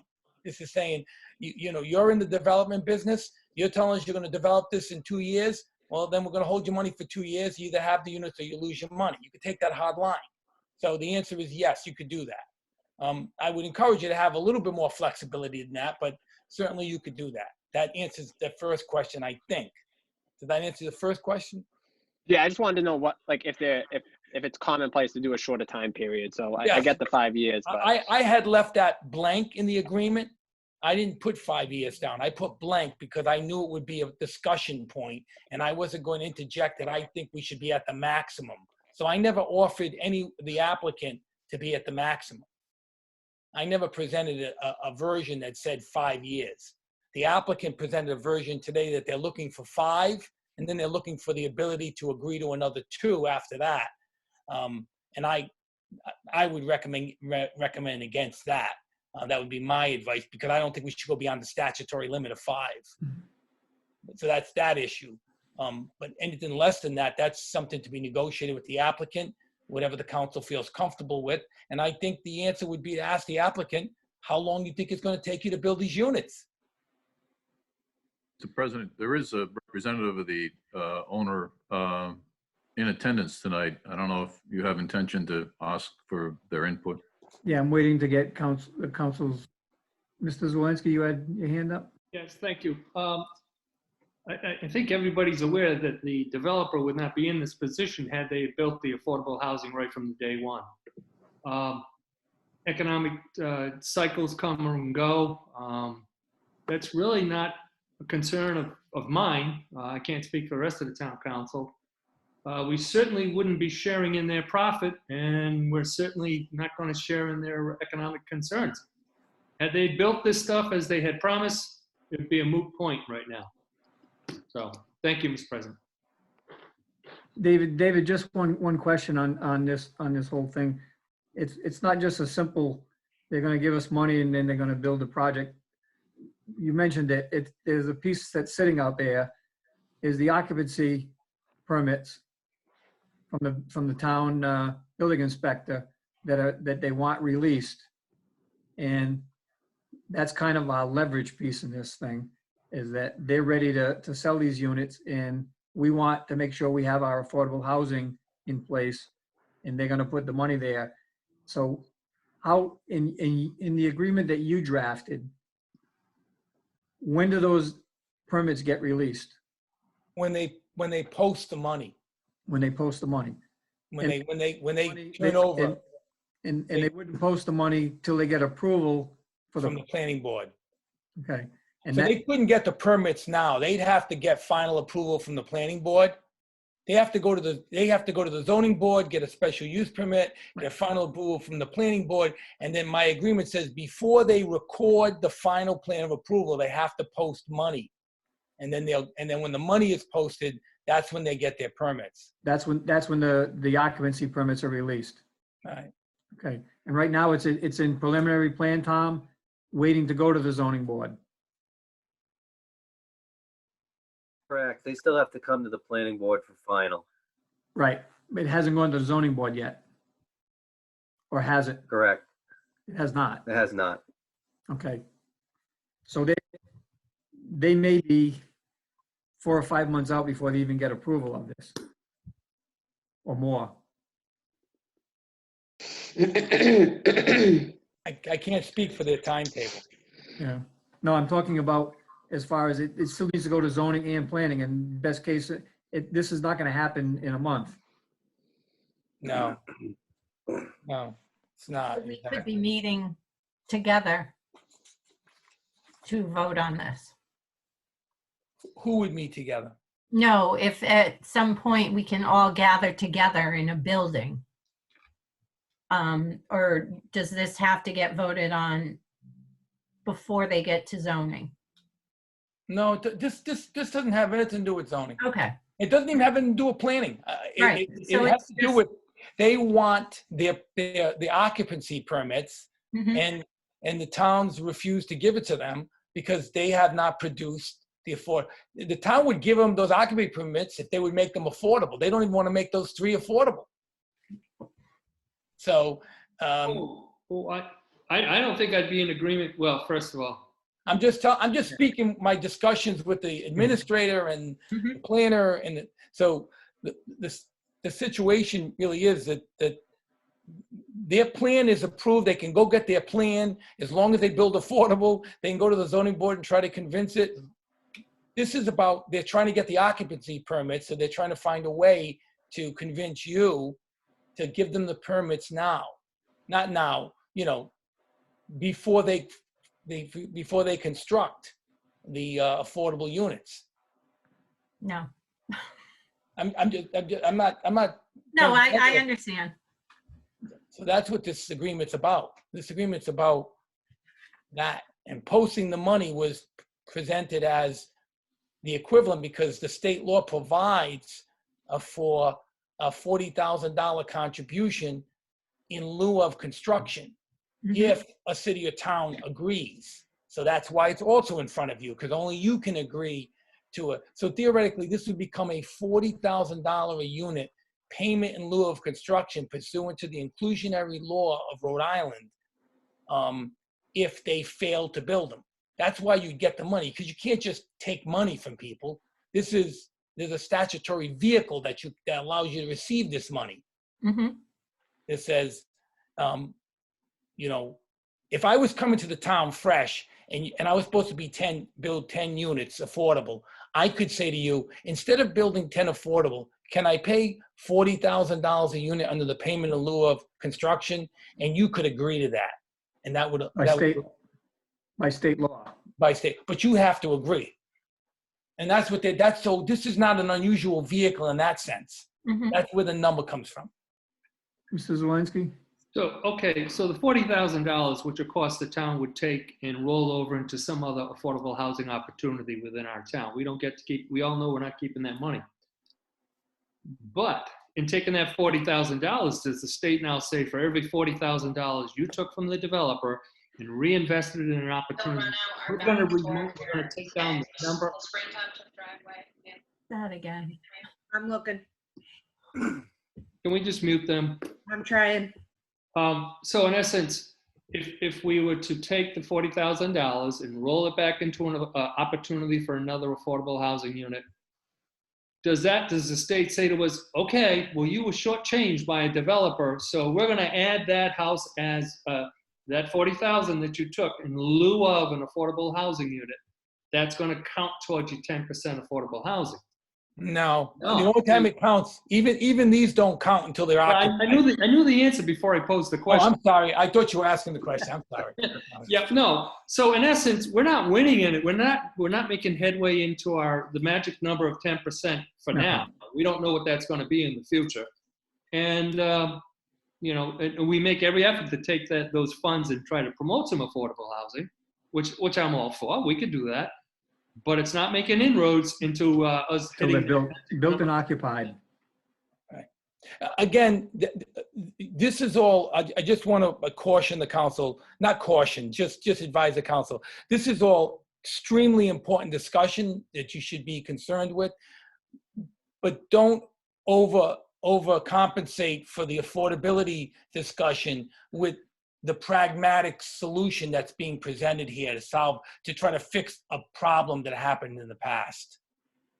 This is I just want you to keep an open mind. I'm not trying to convince anyone to do this, but the affordable housing discussion is being discussed. You passed your own ordinance to make sure that it was mandated in every project of more than 6 units.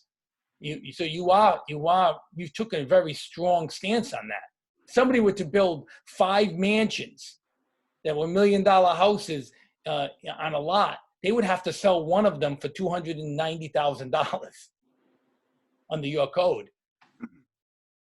So you have a strong affordable housing component. And this is just one that happened back in 2007. And, so there's a lot of good things going on with your affordable housing as far as what you've done. I just want to throw that out at you. To the clerk, do we know who's out there that wants to speak from High Rock? Mr. Hurley. Mr. Hurley is on the line. I don't Hello. There Do it you is. want it? Oh, there he is. Hi, everybody. Good evening, I Mr. think now Hurley. that I talked, I should appear to everyone. Thank you, council, for hearing us. My name is Ryan Hurley. I'm an attorney here in Rhode Island. I'm representing High Rocks too. And I guess I'd like to piggyback exactly on what David kind of ended up. And this is a very pragmatic solution to a problem that started back in 2007. Before obviously I was involved in the matter, but I can give a bit of a history of what happened, and then kind of that'll give everyone a good understanding of why we are where we are today. What was approved, and it actually never went to final, but preliminary approval plans was that the original development would have a 10% minimal housing, and it was built. So there was, to say it wasn't built is a misnomer. The units were built, COs were issued, but if everyone kind of can remember what happened in 2008, that played a huge role of why we're here today. Those were condominiums, which are a little bit different than what's being proposed today, which are rental units. And what ultimately happened was that the affordable housing were built, but they became completely undesirable to have. Those are deed restricted units, and people could buy undeed restricted units for essentially the same price. So essentially the affordable housing became the same market rate as market rate units. And the developer tried desperately to finance these units. Rhode Island Housing actually wouldn't give out mortgages anymore for these types of units during that period of time. They privately financed 3 mortgages on their own to occupy these affordable units. All of them failed, unfortunately. Foreclosures did have to take place. I don't think any of the 3 that were used even made it a year before they went under. So the problem was really a market situation. Plus the concept just didn't work for the market as well. And over the years, what happened was the town continued to issue building permits and COs, and the developer just continued to tried to sell these off, just couldn't do it. Was unable to do it. And I'll kind of fast forward to where we are now, or a year ago from now. The town brought it to the attention that it did not, the existing project did not have 12 affordable units. And that preliminary plan that was approved in February of 2007 required it. My client had came up with an original plan, and I'm not going to dwell too much on it, to solve this problem by building a standalone building. Because one of the problems here is there are not 12 available units as residential units available in the mill building as it stands now. And so the original project that went before planning board was to use a lot next to the mill building and construct 14 affordable housing units there. And that got approved, master plan was approved on that. Circumstances, however, changed. There was a commercial space. The tenant vacated that spot unexpectedly prior to the lease coming up, and it's become vacant. And it was a desirable place because ultimately it didn't require the building of a new building. There is now space within the mill building, which used to be commercial, which now potentially can be converted to residential, and rather seamlessly. It's actually there's already connected, frankly, to the residential areas. So for many reasons, the ability to use the existing mill building, it was very beneficial not only to my client, but certainly to the town.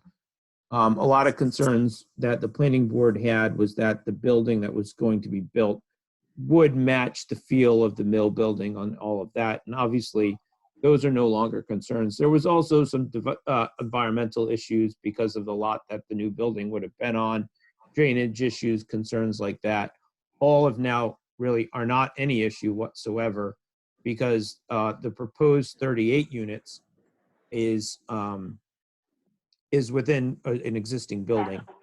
Other advantages that are there with this new plan is that instead of 14, we're now going to be able to provide the town 18 affordable housing units. So the town is actually going to increase, get 6 more units if this plan is ultimately approved. Where it stands now, we have gotten preliminary approval from the planning board. We are in the process of putting it on before the zoning board.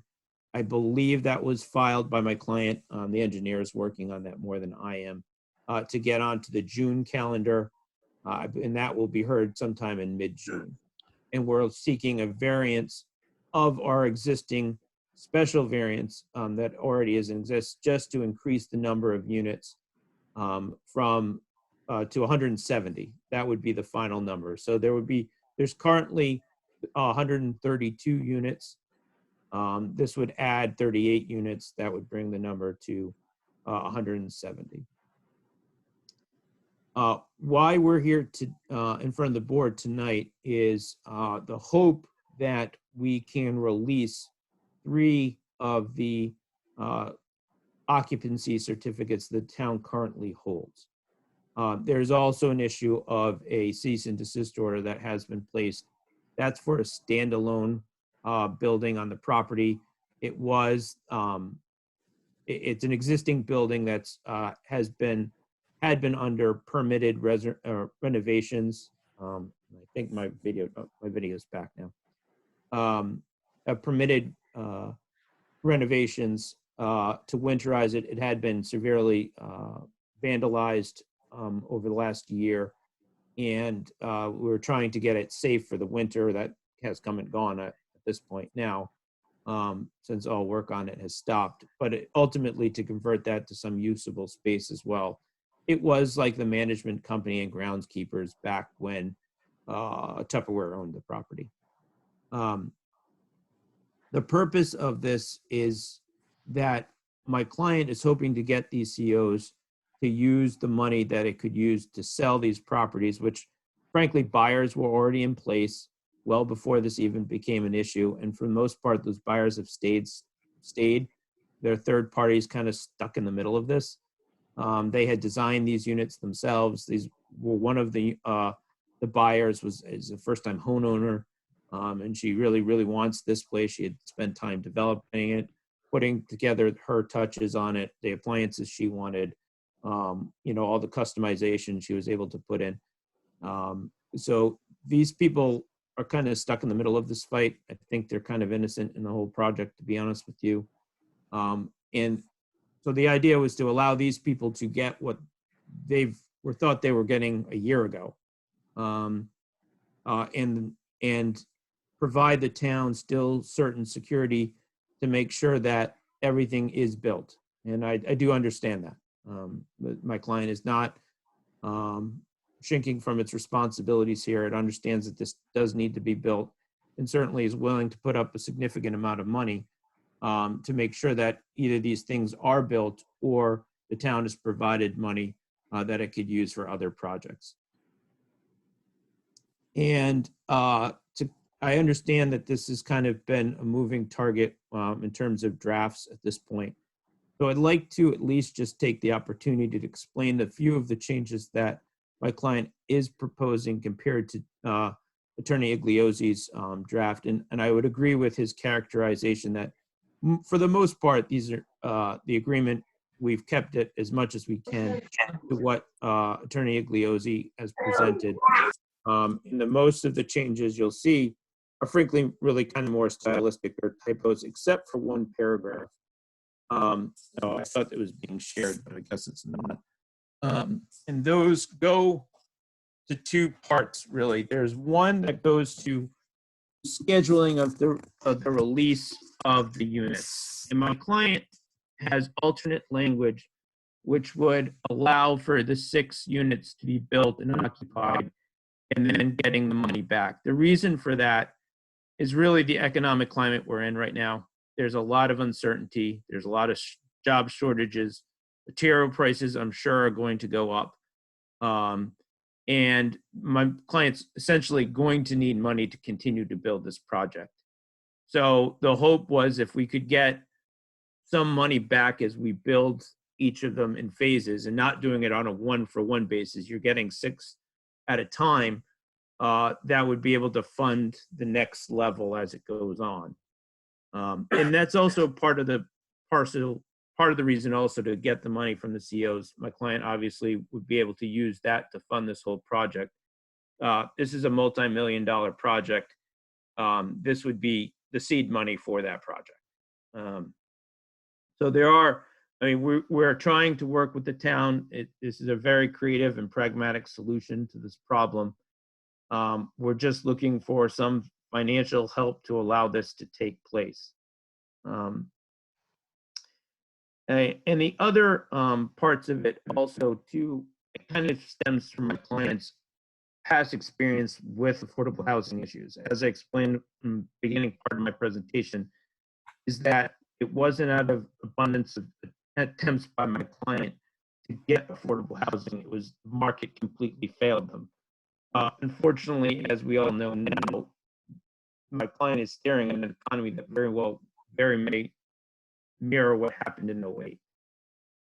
So the changes we have also made it to this agreement would kind of allow some flexibility. We've asked for the 5 years. The project shouldn't probably take 5 years to build, but that was if we were started a year ago.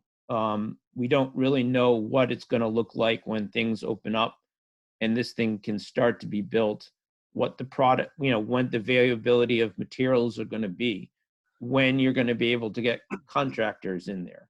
How many employees are those contractors going to have? How many can they have on the site at the same time? There's a lot of unknown that my client simply just doesn't know at this point, and hence why they've asked for the 5 years, plus potentially adding an option of 2 additional years for reasons outside of their control and not because of their own negligence. Really, if there is a complete, let's say next year happens, right, and it gets worse, coronavirus does not get any better, and there end up being a complete shutdown of construction projects as there was in Massachusetts this year. That's a year lost that couldn't get built. This project, as I said, isn't going to take 5 years, but it's also going to take more than 1 to build. So given the environment that we're currently in, my client is just asking for the most time it could get, plus potentially an option that would allow for them, with the consent of the town, the reasonable consent of the town, for reasons and delays caused for issues essentially not related to my client's, dragging its feet, but for reasons beyond its control, like shutdowns. And the other part of it was that this be based not on that the forfeiture aspect of it. And when I say the forfeiture aspect of it, it's that, if my client fails to build and occupy these units, that the town then takes the money, and that would be based on whatever date the town sets for, and for argument purposes, I'll say the 5 years. So as the contract reads and how David, Attorney Igliozzi has set it up, after the 5 years, the town, my client added in the position, could take the $180,000. It wouldn't have to. That means the town would have the option to keep with my client to keep going forward with this plan, or take that money. And I thought that was reasonable language in there. It would be at the sole discretion of the town. It just wouldn't make the town obligated to take the money. If the town wanted to have the units themselves as opposed to, just the money, then it would, at least this agreement would allow that type of flexibility. And the other one is that it would based on the building of these units and getting the certificates of occupancy as opposed to occupying them directly. So, and that's again solely for the forfeiture aspect of the agreement. And the reason my client's asking for that is that my client can fully control what it can build, and it can build the units and build them to the level of being sufficient to get an occupancy permit and the town issuing those occupancy permits. But what my client really can't control is actually occupying these things. It's then relying on third parties to do that, finding these people to take on these units. The rent is controlled, obviously being affordable. They're controlled by statute and how much we can get, and that's 80%, which in theory should make them very attractive for tenants. But again, that's a risk that's really outside my client's control. And we feel that we're going to have lived up to my client's side of the bargain by building these things. They'll be deed restricted. There will be a monitoring agent in place so that what happened in 2017 wouldn't be allowed to happen. The monitoring agent would be keeping track of all of these and would report to the town if one unit was not or went to market rate as opposed to a non-market rate and affordable. The town would find out about that. The monitoring agent is paid by my client to keep track of those things. So in some regards, as I said, the forfeiture agreement, it is my client wants to build these units for the town. That's what the town wanted in the first place back in 2007. My client is agreeing to do that now. Doesn't want to forfeit the money. We're asking for that leniency a little bit there because they can control when these things are being built and not necessarily when they'll be filled. But we have spoken with the monitoring agent. I've been in contact with Melina Lodge.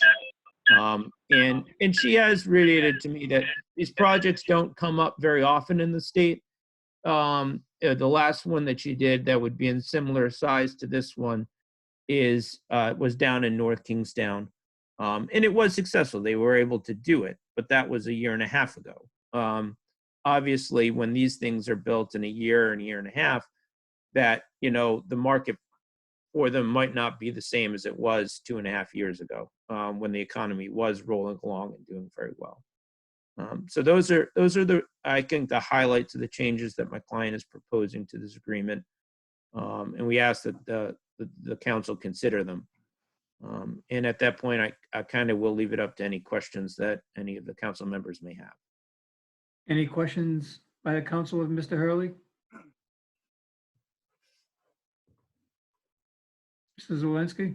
Not so much of a question, more of a statement. Until I've actually had a copy of what Mr. Hurley is presenting for his clients. Mr. Hurley, I think you've heard all of our comments and thoughts tonight. I have not opened up, I guess, listened to Solicitor Igliozzi. It came in this afternoon. I saw it, but I just didn't have time to get to it.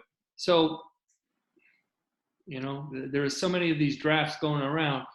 Mr. President, I think we just would continue this meeting until we've had a chance to digest what Mr. Hurley is presenting or offering up as a solution.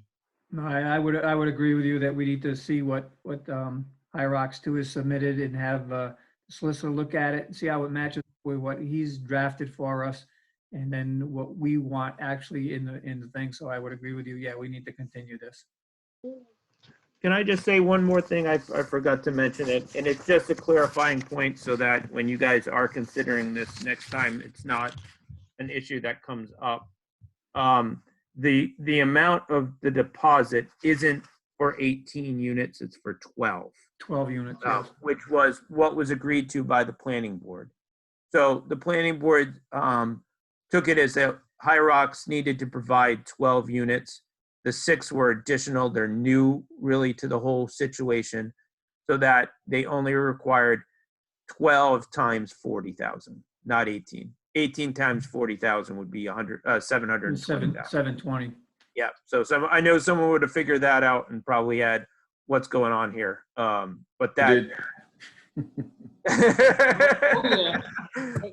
And sorry, that was one of the early on things I wrote down that I knew I needed to clarify. But that was before the planning board, and that's what the planning board had recommended. Because that's the number that we're short in the Correct. agreement. Yep. Yep. So they kind of looked at it, the 6 new that would be built because of the space that's available. That's really a new application, and the planning board felt that having this level of requirement wasn't necessary. Mr. That's Zelinski? not what they would have made, had that been a new application of a different applicant. Mr. President, I just weigh in on that for 1 second. Yeah, go ahead, David.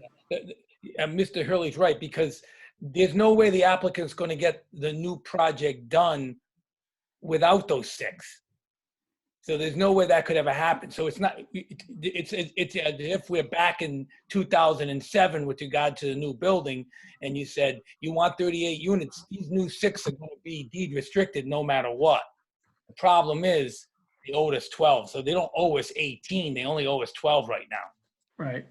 So that's why the plan, I don't want to speak for the planning board, but I don't think they felt it was fair to make them post money for units they don't owe us.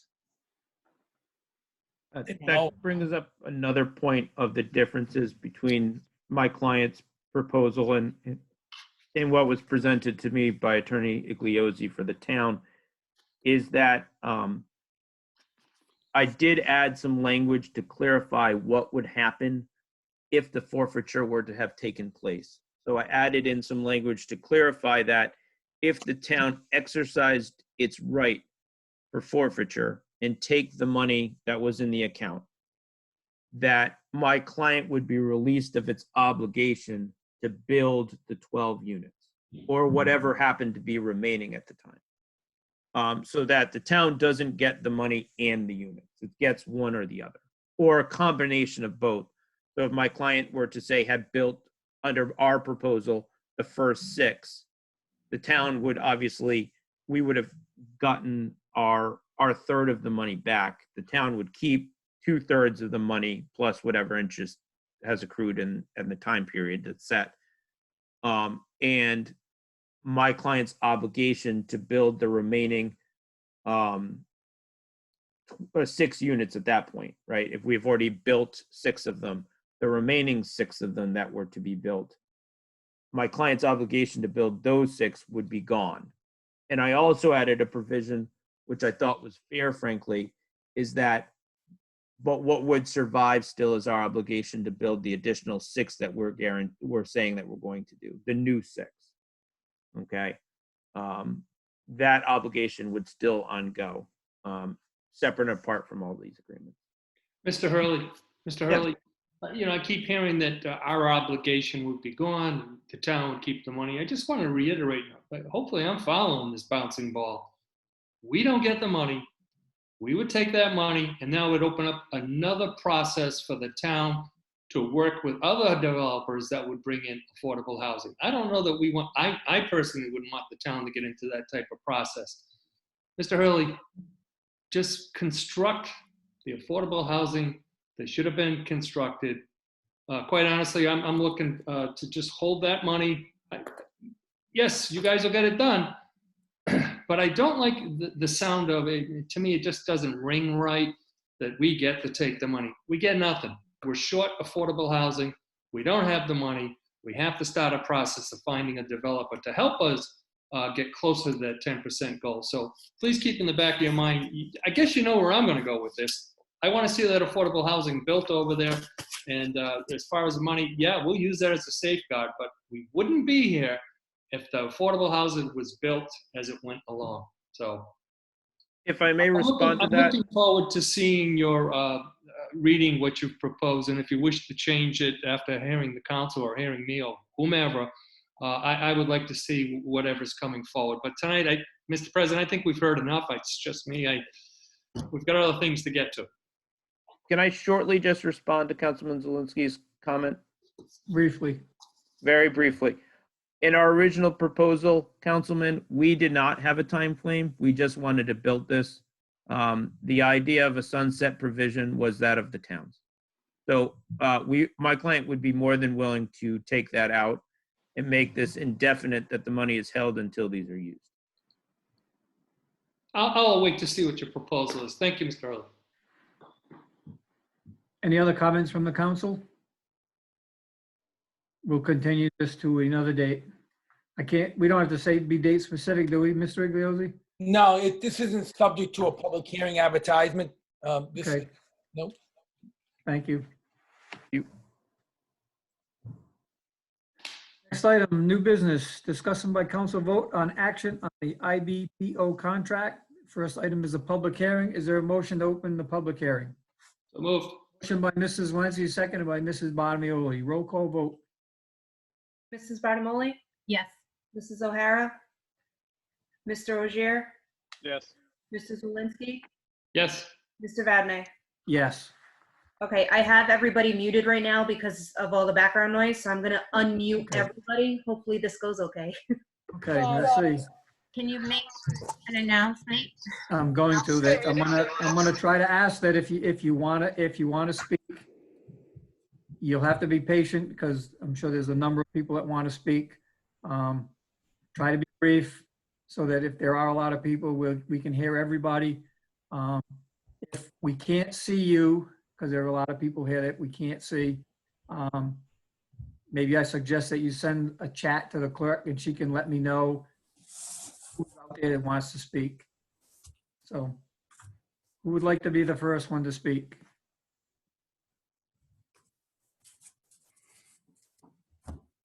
Is there anybody? I know Mike Clifford wanted to speak. He made a point of messaging me. I don't know where he is though. Mr. Clifford?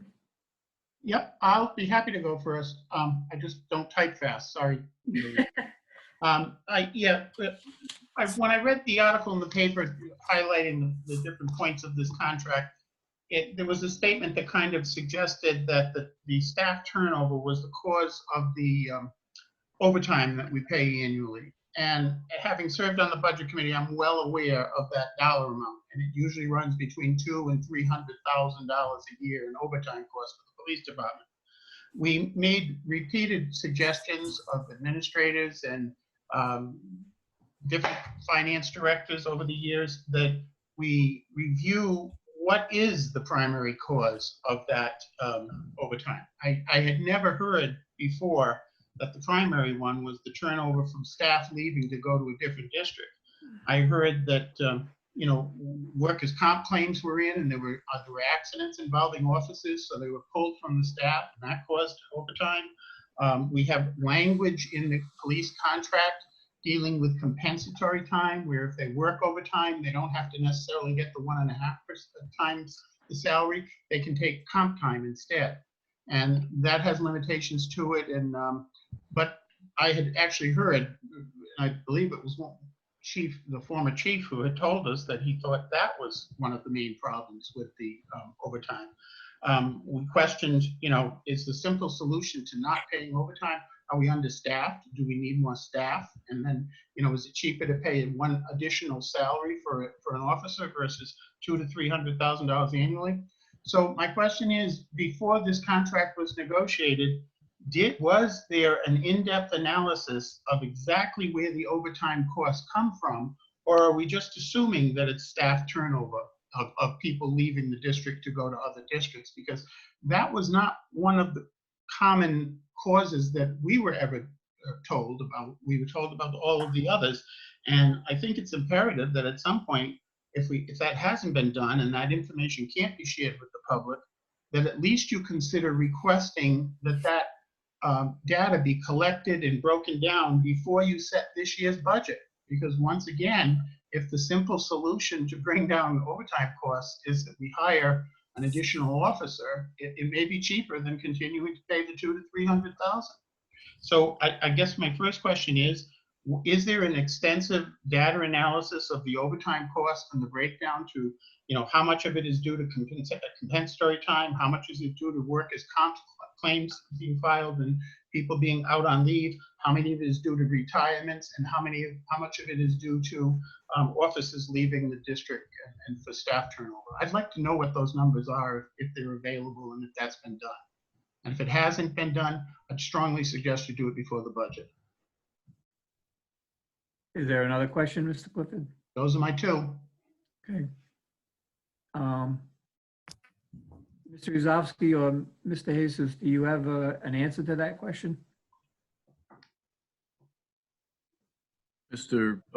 President, I turned to search for a email to be able to elicit the number of people that have left the department over a period of time that was recently provided to me. As part of my assessment of all of this, I have not put my finger on it as yet, but I'll be happy to present that. Just to be clear, I'd like to know a breakdown of the overtime by the 4 different categories that I named. Officers out on workers' comp claim due to accidents. How much of that overtime is caused by that? How much is caused by retirements and not having a new officer in line, ready to go and join the force immediately upon the retirement? And the turnover, of course, and the off. Please. Nope, there's somebody else. Keep going, Mike. Oh, so if we could look at the different categories, giving us a whole total. How, of the 300,000, is it 100,000 due to turnover and 50,000 due to retirements and 100,000 due to compensatory time? So that's what I mean. I'd like to see a breakdown adding up to the total that we paid for last year. The whole. I don't know how. I really don't know how we're going to get to that. I have to think about how that's going to work with the payroll. Well, what we were told, I'm sorry, is it Cynthia? Yes. Yeah, Cynthia, what we were told in the past when I was on the budget committee was that the town finance department, the personnel person apparently, only got $1 cost for the overtime. But the police department did supposedly have some type of tracking. Oh, okay. I think you're right. I think they do keep their own tracking. I don't think we do personally in the payroll because it all gets paid at the same rate. But I think I have to look into that. I don't know if anybody's on. Chief can answer that or anything. I don't know if he's still on. I don't think we're going to get it. I don't think we can get an answer tonight from that. But the one thing I would caution you, Mike, when you ask a question like that, is you put dollar numbers on there, like they're actual dollar numbers and not supposed numbers or estimates. When you make a claim that 300,000 in overtime and 100,000 for this and 50 for this and 100 for that, it sounds like they're actual numbers, but they're not. We don't know what the actual numbers for overtime are. It changes from year to year. Paul, I didn't say when we make that claim, people will jump on this, Mike, and think that that's an actual number when in fact it may not be the actual number, and so it gets confusing. So you can make the statement, and I appreciate it, and it makes sense. I've sat on the budget committee. I've seen the overtime numbers. I've had some of the same conversations that you're asking. But when we put numbers on it like that, it becomes almost the truth, and that's what people start making comments to when the information isn't accurate. Well, that's not what I was suggesting. I said that annually we pay between 200,000 and 300,000 for overtime, and that's a fact. What I was illustrating was the breakdown that I'm looking for is, okay, if last year we spent 250,000, then tell me how much of that 250,000 was caused by retirements and not having a new officer ready to go.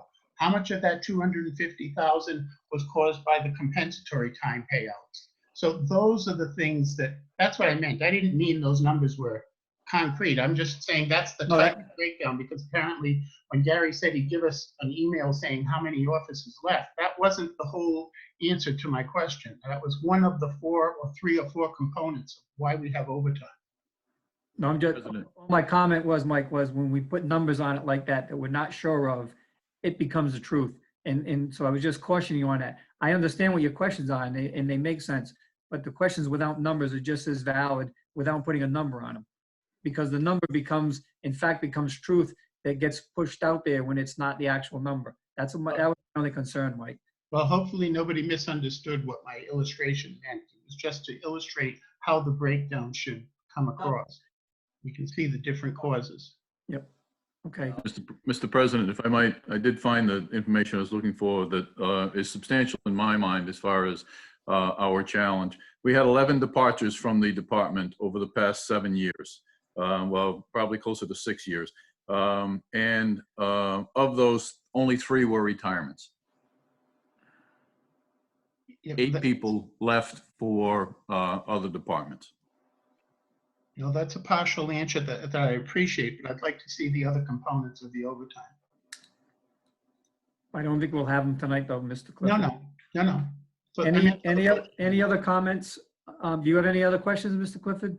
no, I support the contract. I think it's a reasonable contract. I just wish we could once and for all really dig into the data of the overtime, because if the simple solution is to hire another officer to keep those costs down, I think it's the prudent thing to do. But we don't really know until we, dig into that data. I'm gonna just ask my council members to wait because we have discussion for ourselves after the public hearing, if you would. Anyone else like to talk under the public hearing on the police contract? Do we have anybody else, Ms. Scott? Nobody's in the chat asking to speak. So. Nobody? Last call for the public hearing on the IBPO contract? Hearing none, motion to close the public hearing.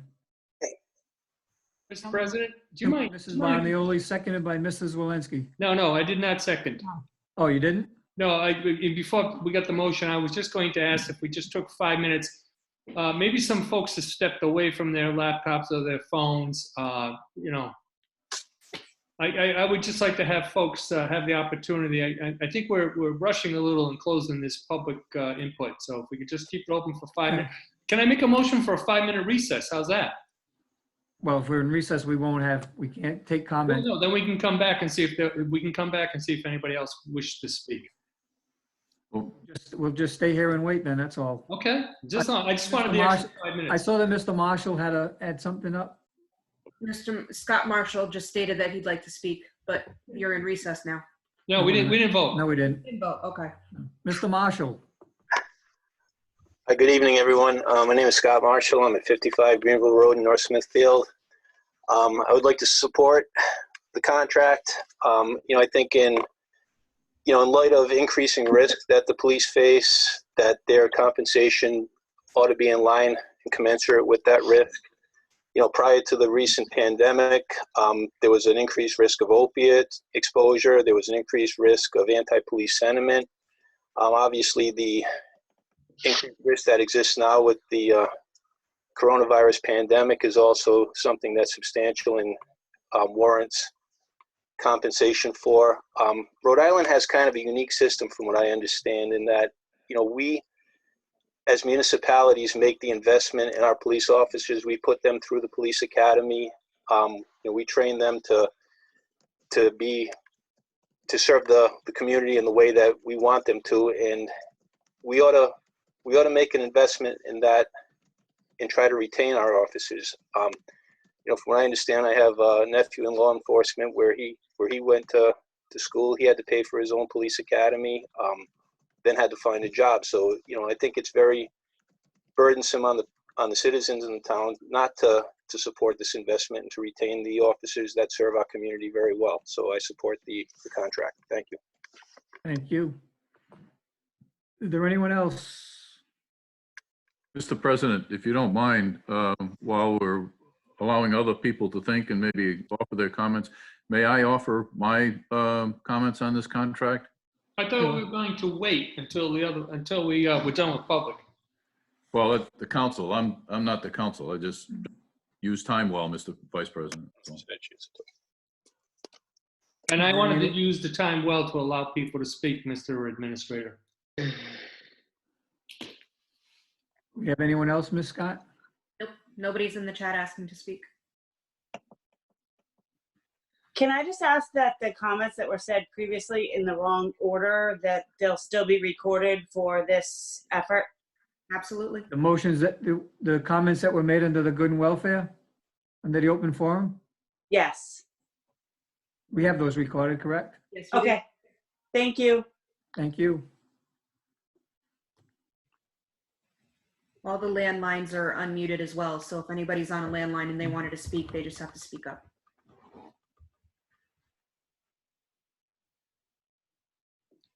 Mr. President, thank you for indulging in allowing I think it's time to move on. I appreciate your indulgence. Thank you. Is Mr. Switzer, would he like to speak? No? Nope. Then is there a motion to close the public hearing? So moved, Mr. President. Motion by Mrs. Zelinski, is there a second? Second by Mrs. Bonioli. Any other discussion? Roll call vote. Mrs. Bonamoli? Yes. Mr. Ogier? Yes. Mr. Zelinski? Yes. Mr. Vadney? Yes. Next item, discussion by council vote or other action on the IBPO contract that would be effective on July 1st, 2019 to June 30th of 2022. Is there a motion for approval? So moved, Mr. President. Motion by Mrs. Zelinski, is there a second? Second with discussion. Second by Mr. Ogier. Discussion, Mr. Ogier. Yeah, so I just wanted to, one of the questions I wanted to ask earlier is if we're going to be looking to track new forms of data, I don't know how realistic this is. So I figured I'd just pose the question. Numbers without really any type of context, they don't mean much. I mean, we could say we're losing 4 people per year, but what is that in relation to? Are we losing the median is, departments lose 1 person, then yes, that's alarming. If the median is 8 people over a certain time period, then all right, maybe we're not faring as bad. I just think it would be helpful to have some context in terms of what the numbers are meaning. I agree that necessarily it may not make sense to assign dollar amounts, not knowing if those numbers are accurate or not. I don't want to misguide people because I think that can set us up in a dangerous situation. But I think having the ability to trend it against something else, whether it's the median or even comparing our neighbor communities, I just think it will allow us to make better informed decisions going forward. Any I other, obviously support the contract. any other comments by council people? Well, basically, the administrator gave us some input saying that 11 have left the department in 6 years, 3 of them were retirements. We're looking at 1.3 patrol officers leaving our department a year. And I heard some pretty articulate, impassioned pleas from folks that took the time to attend this meeting this evening and to say that they're trained, they know the community, they go to the police academy, and then some other, I'm going to use this word, poach. These other communities poach our talent away from us. Any young man or any young woman that wants to follow their passion of being a police officer, God bless them, because we just heard, was it Mr. Marshall speak about anti-police sentiment out there. And quite honestly, we need to recognize the danger every minute that a police officer is on the job. And we're not asking to set the state benchmark for salaries here. We're just trying to bring our police officers up to parity. And I'm definitely going to be supporting this contract. Thank you, Mr. President.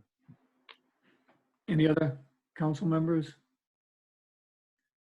I had the opportunity to be involved with the administrator and the former police chief and the finance director and our labor attorney to work on some of this contract. And I need to let everybody know that I believe this is a fair contract. It's not great. It's not bad. It's a fair contract, both sides.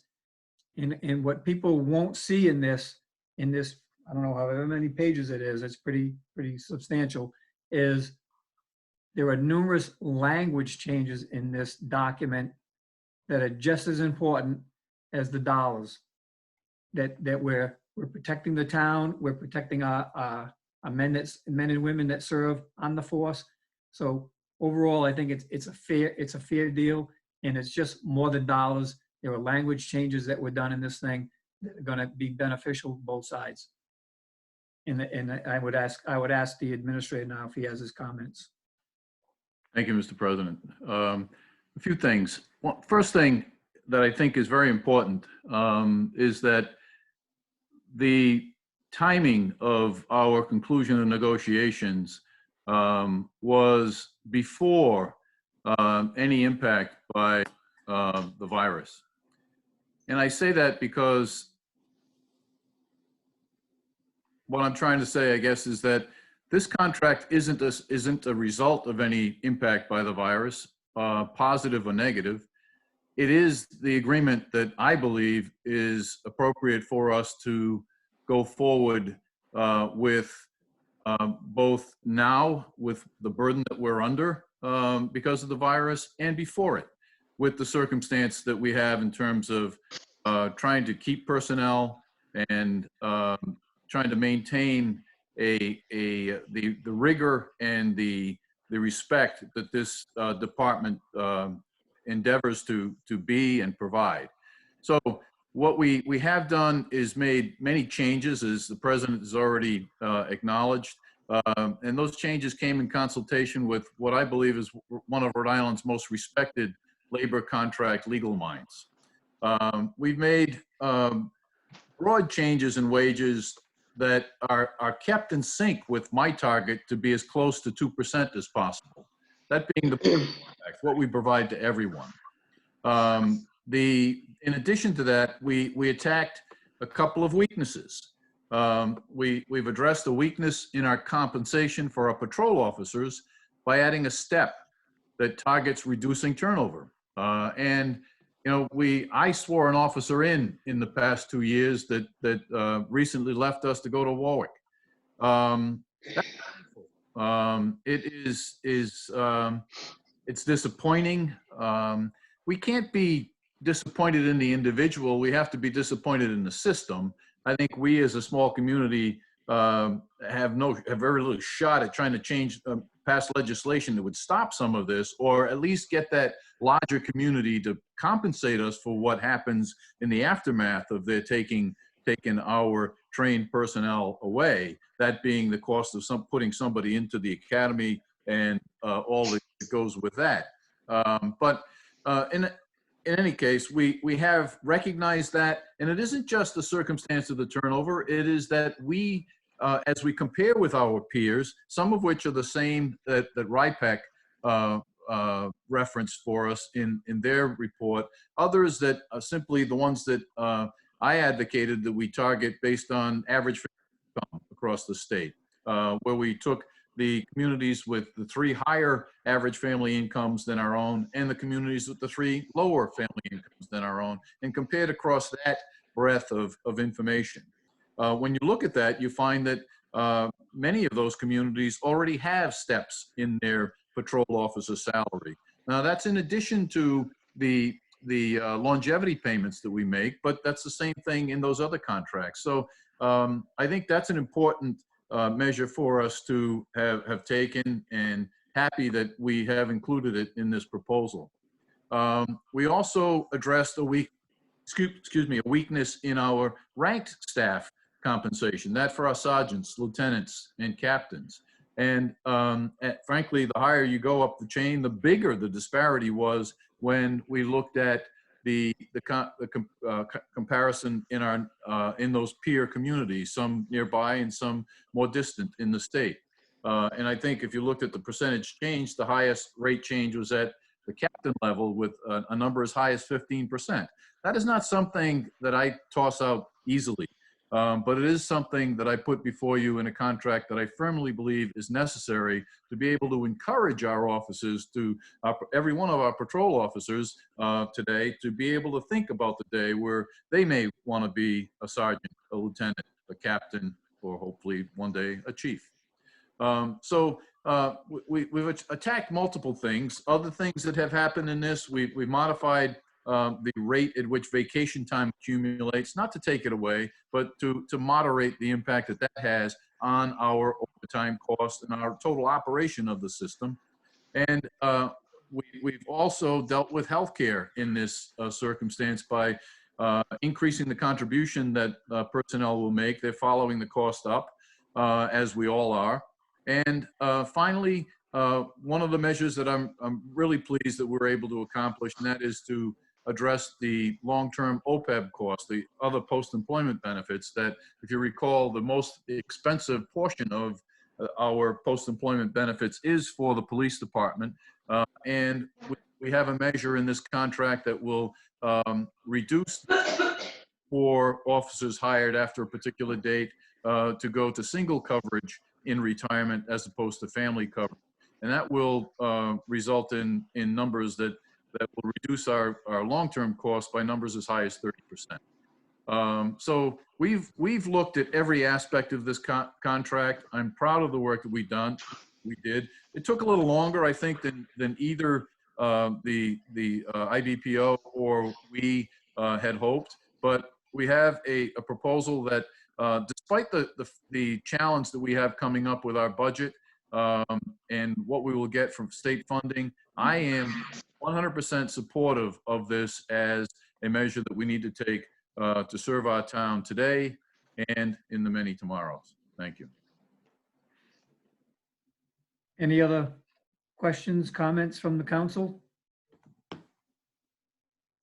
We have a motion and a second to ratify. Roll call vote. Mrs. Bartimoli? Yes. Mr. Ogier? Yes. Mr. Zelinski? Yes. Mr. Vadney, Yes. And the next is I'm looking for a motion to authorize the administrator to sign the agreement. So moved. Moved. Motion by Mr. Zelinski, seconded by Mrs. Bonioli. Any other discussion? Roll call vote. Mrs. Bartimoli? Yes. Mr. Ogier? Yes. Mr. Zelinski? Yes. Mr. Vadney, Yes. Thank you. Thank the administrator and the finance director. I know they did a lot of work. They ran a lot of numbers, and we can all be appreciative of that. Thank you. Next item, discussion by council vote or other action on request for final approval for sewer services at Slater Village, 1118-11156 Victory Highway, AP 1, Lot 127, 134, and 330. See request from DAS Contracting Corp. dated 28/2020, minutes from the North Smithfield Sewer Commission meeting dated 11/20/19, and North Smithfield Planning Board decision dated 11/6/2019. Tom, I would assume that you have information on. Yeah, I mean, I can just say that this project was similar to the result of 2008. The project was stalled because of the market. Their zoning board approval had since expired. The planning board did not expire. They came back. They have a preliminary approval by planning, and I believe they have their zoning board approval now. So they just need to get, as the planning board had requested, the 2 approvals from the sewer and water authorities for the project. Mr. Igliozzi, Yes, Mr. President. have you reviewed this is it properly before us to make? It is. There's also item number 10, Mr. President, that after you, there's 2 aspects of it. You're going to be Yep. sitting as the board of directors of the Slatersville Water Company as well. So if you wanted to handle that matter right on the heels of that, you're going to take one action at the council to authorize, Then we'll move that up and take care of that. and then take care of that. Okay. Yeah, it's in proper order, Mr. President. Mr. Casali, you have any comments? No, Mr. President. Pretty straightforward unless you have questions for us. Any questions of the council? Yeah, quick question. So it's going to be a private road built to town standards, Mr. Casali, is that correct? Yes, correct. 30-foot wide road, granite curbs. I didn't follow the planning board's decision. That's their decision. I just think you could fill me in on this. Not granite. So granite curbs, concrete sidewalk I don't believe there's granite curbs. was wavered? Yes. Okay.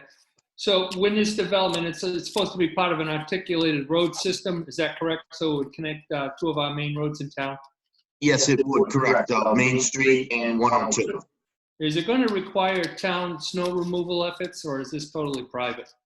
No, this is private. So for the record then, Mr. Casala, your client is not going to be seeking snow removal efforts over there, or possible trash pickup either? That's correct. Thank you. Any other questions of the council?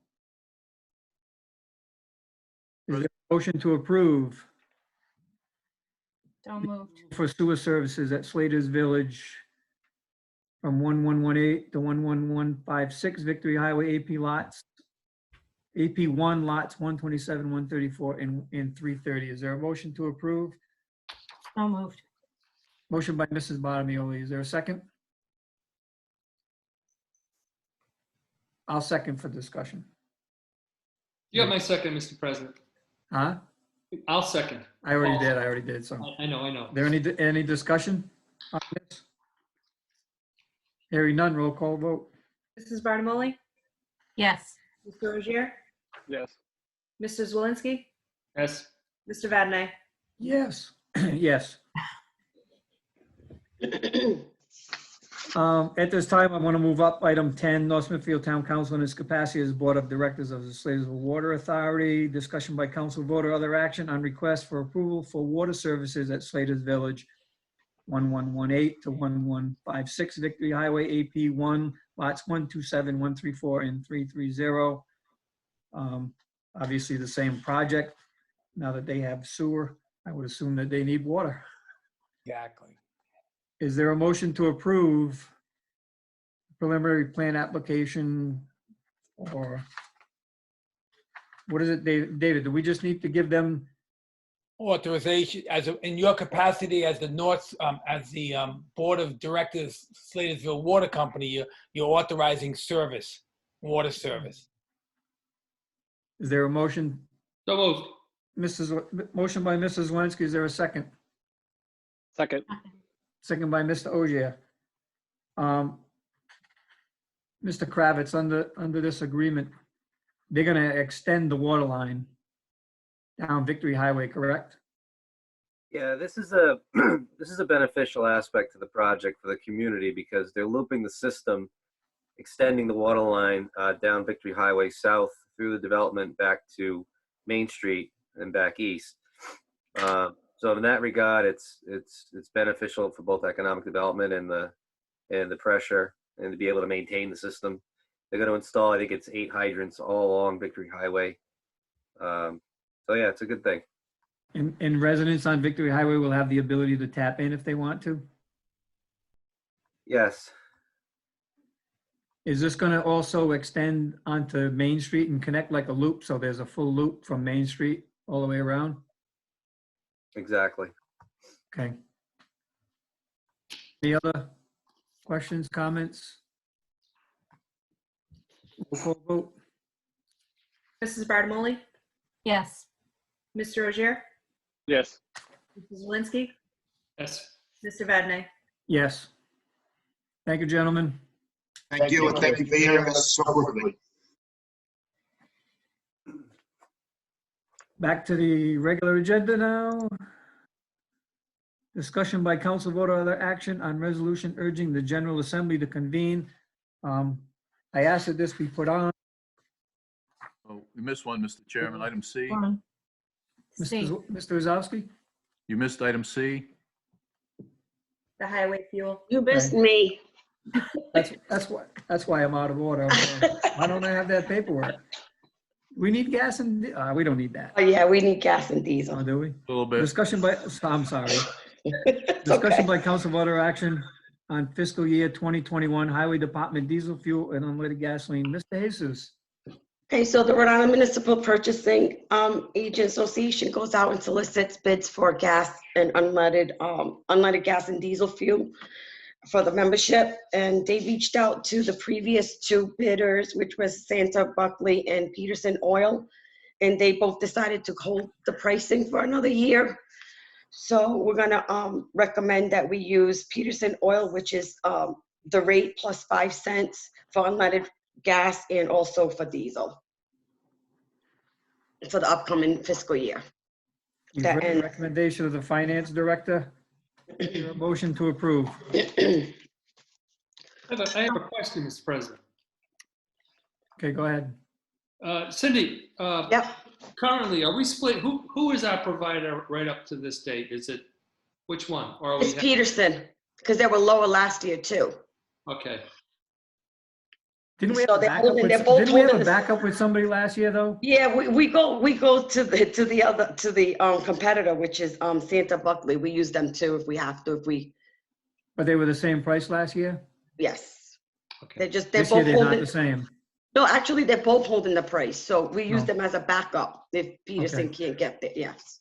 Mr. President, out of continuity to stay, I'm going to make a motion that we continue the contract with Peterson Oil pricing for diesel fuel at a rate of plus 5 cents and unleaded at a rate of plus 5 cents. That's a diesel. Motion by Mrs. Zelinski. Is there a second?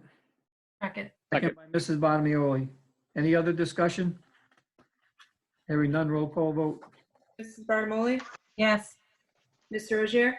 Yes. Mrs. Zelinski? Yes. Mr. Vadney? Yes.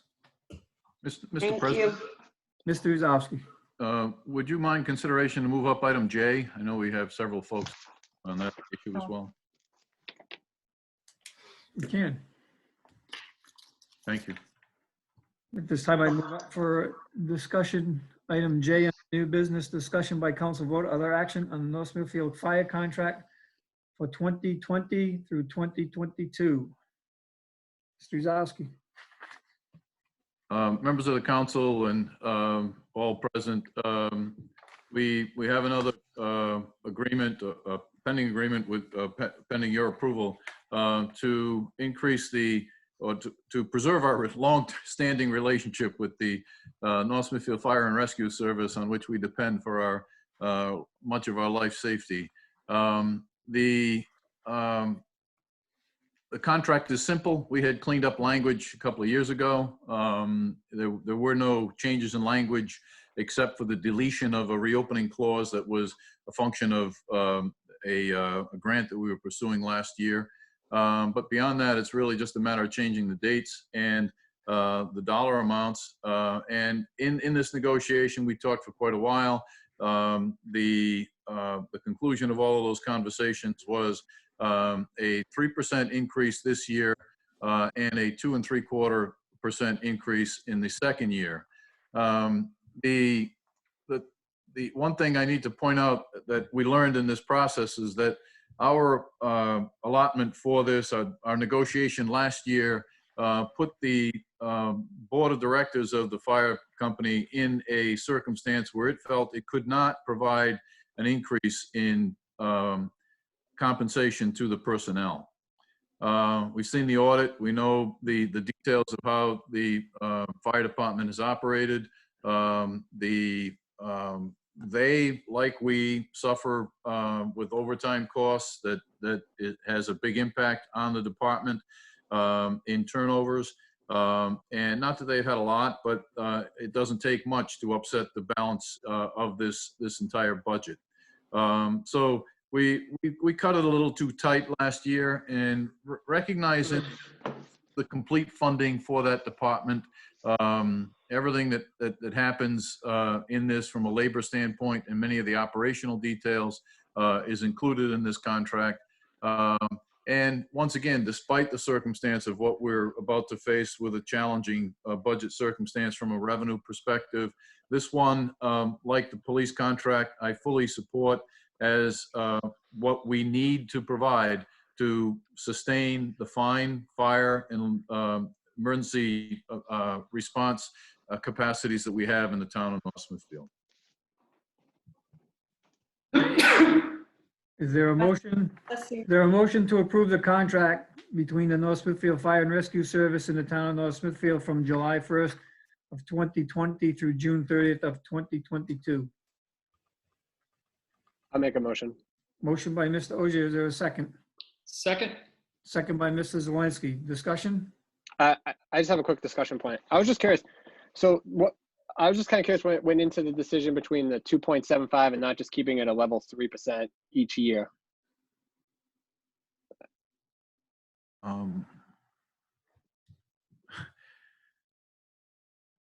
I don't know what to say. Frankly, if it was possible, we would be closer to 2%.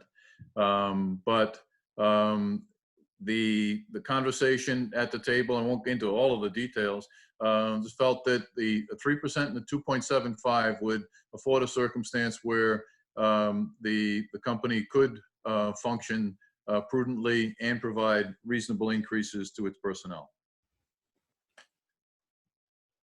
Thank you. Any other council people? I just want to state it for the record that in fiscal year 2020, the dollar figure will be $3,076,150. And in fiscal year 2021, 2022, it will be $3,160,744. So we have a motion to approve and authorize the administrator to sign. Been seconded. No further discussion. Roll call vote. Mrs. Barnamoli? Yes. Mr. Rozier? Yes. Mr. Zelinski? Yes. Mr. Vadney, Yes. Thank you.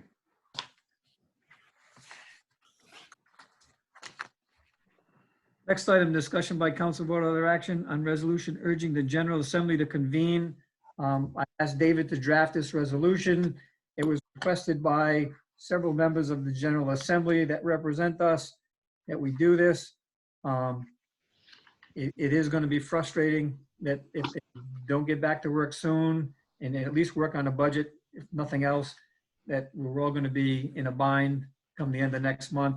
So I felt it might be good to issue this resolution, approve it, and once we approve it, is to send it to all of our colleagues in the northern part of the state, as well as the General Assembly leadership, to let them know we need them back.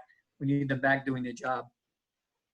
So I'll make a motion to approve the resolution. Is there a second? Second. Second by Mrs. Bonioli and Mr. Zwolensky. Any other discussion? Hearing none, roll call vote. Mrs. Barnamoli? Yes. Mr. Rozier? Yes. Mr. Vadney? I'm sorry, Yes. Mr. Zelinski? Yes. Mr. Vadney, my pen died. Yes.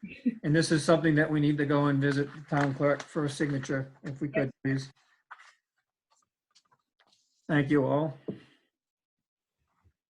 Item E, discussion by council vote of action on potential impacts that the COVID-19 state of emergency in uncertain timeline for the adoption of the state budget by the General Assembly, as well as the uncertain amount of state aid to cities and towns may have on the adoption of the town budget, included but not limited to, 1, delays in the town budget adoption timeline. Do we want to take those one at a time, Mr. Zowski? Well, I think they're all part of the same thing, Mr. President, if you don't mind. I'll just, we tried to make sure that we put the broadest, possibility of items for discussion in the list here to make sure that we're consistent, compliant. But the bottom line is that, we're following the timeline. The ad's going to be in the paper next week. The Budget Committee will be meeting this week to be able to finalize its recommendation to the council so that the council can receive the Budget Committee's recommendation by the first week in June as required by the charter. That's all fine until you recognize that there is no one who knows, in fact, what we are going to receive for state aid. The budget that I have recommended and will be the basis for what's going to be in the paper is using the numbers that we were provided back in, Cynthia, Mr. DeJesus, the December or January, the latest numbers that we have from the Department of Revenue. Since we received those numbers, we've also learned that the state has a $500 million forecasted deficit for next year. That's a 5% overall challenge for the state with its budget. There is some hope, and that is in some ways why this is here, that the governor has elicited in her many conversations of late that the federal delegation, the Congress will be acting on might be acting on a relaxation of the parameters for the use of the $1.2 billion that has been funneled into the state by the federal government, to allow it to be able to be used as some portion of it, or perhaps some other funds. And there was a bill passed by the House recently that might offer additional funding to be able to support cities and towns, and perhaps provide that full basis that was forecast to us back in January. So right now, we're putting forward a budget that has expenses that are nailed down quite tight. Revenue that we can project, for example, the meals and hotel tax was projected by the Revenue Estimating Conference to be down by 17% next year. What I have used in my budget, and I believe the Budget Committee will probably follow with, is a recommendation that be reduced by 20% in our revenue side, and that's $160,000 target this year. So we'd be taking 20% of that away. That's not the big number. It's what we can adjust and have adjusted, but the big number is what we're going to get for schools in the final analysis. So we're moving forward as required with by the charter. A budget's going to be put on your desk at this point on June 1st to comply with that charter that frankly isn't fully cooked. And I think it would be prudent to consider, if we can, and David's here for input, that we might want to give the Budget Committee some latitude as to what it does put forward. I can't at this point. My budget's got to go out in the paper to be able to meet the state expectations. But that which comes from the Budget Committee might be able to be adjusted before it hits your desk once the full set of numbers, or maybe, are known perhaps a week into June in coming from the state. So do we hold fast and abide by the dates in the charter that are dates that are, ignorant of the reality that we are in, and should we allow ourselves more time? Across the state, other communities are looking at how they're going to accomplish their financial town meetings, where they actually have to vote in a Zoom meeting. I mean, like, citizens be participating in votes in Zoom meetings. The whole budget process this year is in, we talked a lot about this being an unprecedented circumstance. It certainly is. And we can, keep driving forward. Maybe it'll be okay. Create a lot of angst that we don't need to create. Yes, I'll be right down. We can, perhaps we can wait and see what transpires in the first week of June to get the budget to you in the second week of June on the Budget Committee. Oh, second meeting in June, I should say. I'm sorry.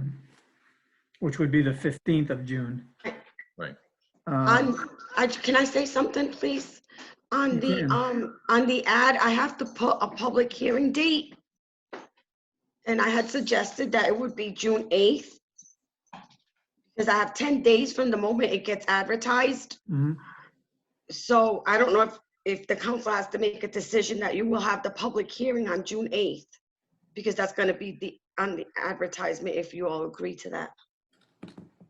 Well, that's part of the sequence, Cynthia. Yeah. But and we can change that if we, depending on what the council wants to do here, right?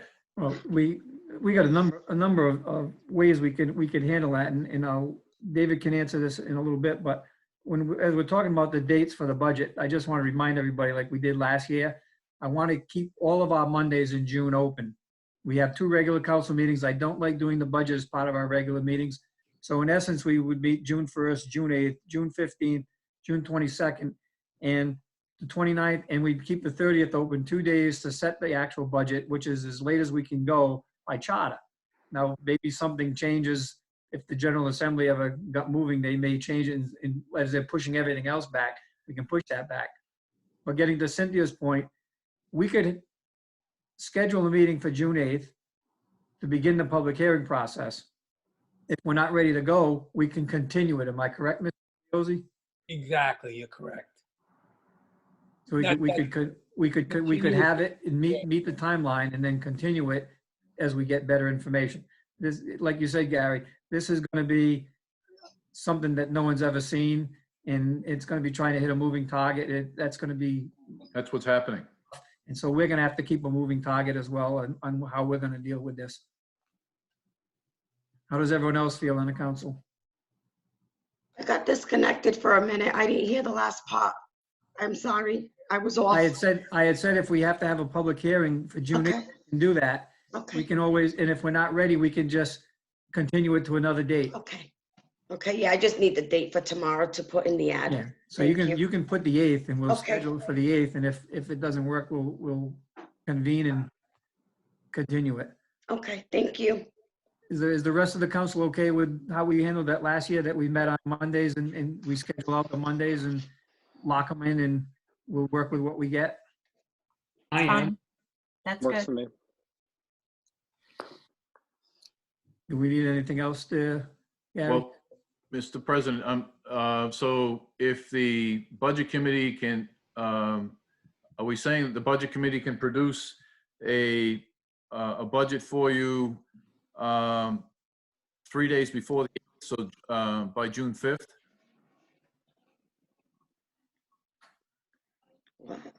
I would be open to going back a few years when Mrs. Bonioli and I were on the budget committee.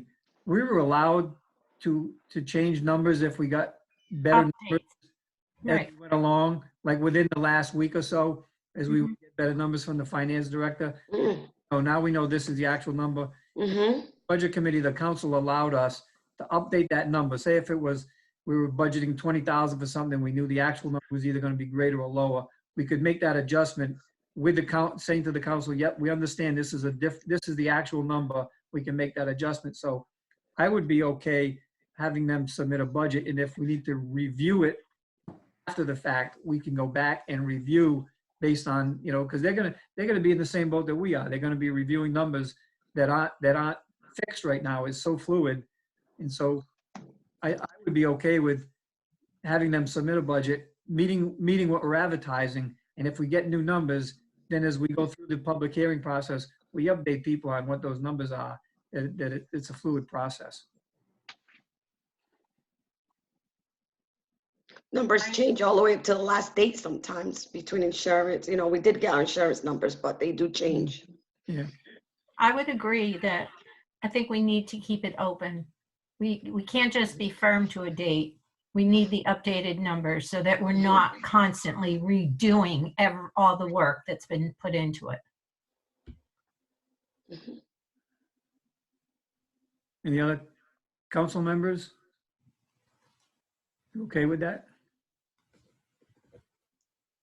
Okay, so just so I understand, I have a meeting with the budget committee tomorrow. So they'll finalize their presentation, send it to you for the 1st. Is that still? That will be okay. Okay, and then they'll have the opportunity to modify it. To modify it later if They would have new the numbers opportunity to come up. modify it. Okay, thank you. So if you're going to meet tomorrow, Cindy, when do you think it'll be out to us? You're meeting tomorrow, the 19th? We The should meeting- have the yes. 25th? Yes, because the meeting tomorrow is just to fine tune the presentation. It's not, unless we have something by tomorrow that changed, I don't think we're going to change the numbers. It's just to finish the presentation to you for the town council. Okay, thank you. I'm looking at a calendar. And I believe last year they actually went to the June 1st meeting and presented. Yeah. So, yeah, okay. The administrator all right with that? Yes, as, you know, We'll work with it. Yeah, it's, your understanding is important in this. Hopefully, you know, we can use the time smartly and do this only once, and minimize the angst. Okay, Thank you. everybody's all set? Mm-hmm. Okay. Next item, discussion by council vote other action on reserve transfer request for town hall move. Mr. Jesus. Okay, so back in 2018, we had reserved in the town council reservation for prison project costs of, it was about $26,000 that we reserved. And we received a grant for the prison project, so we do not need the funds for the prison project at this point. So I am proposing that we use $8,248 of that funds for the town hall move. For the That's for the- recommendation of the finance director, is there a motion to approve? That's for the moving company, by the way. I'm sorry for the movement, yes, Astro Movers, Astro, yes. yes. Good. Motion by Mrs. Zelinski, is there a second? Second. By Mrs. Bottomoli. Just so everyone's aware, there is still a cost for the server and all that, and we may be able to cover that. Yeah, I'm pretty sure we'll be able to cover it in the construction budget. Any other discussion? Thank you. Going to vote it, Mr. President? We're voting now. Okay. Roll Mr. Bartimoli? Yes. Mr. Rozier?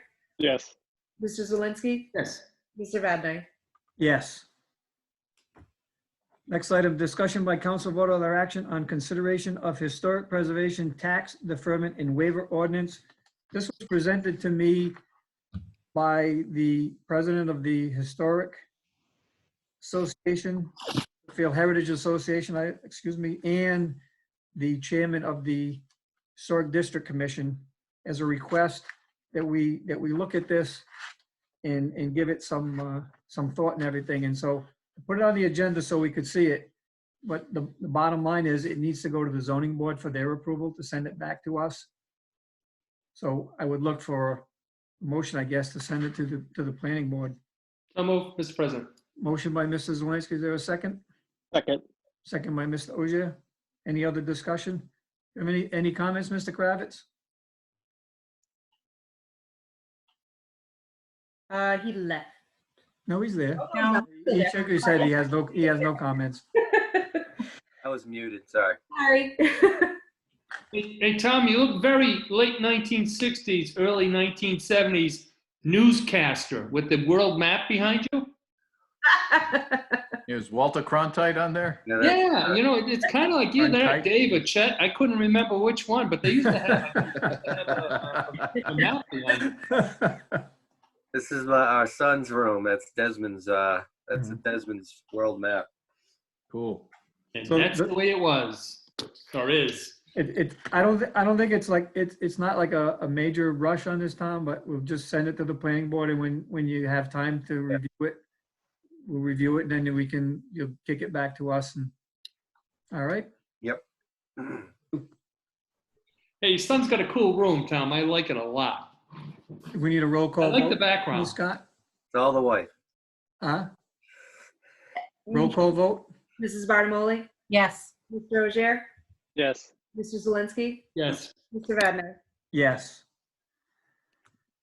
Next item, discussion by council vote other action in regards to considering a change in the town administrator's salary prior to the filling of nomination papers for the office. I put this on there, and Mr. Clifford, you'll be glad to know I was aware of this. And it was going to be on here before your request went out there that we needed to take this action, and this was the time to do it before we got into the budget process.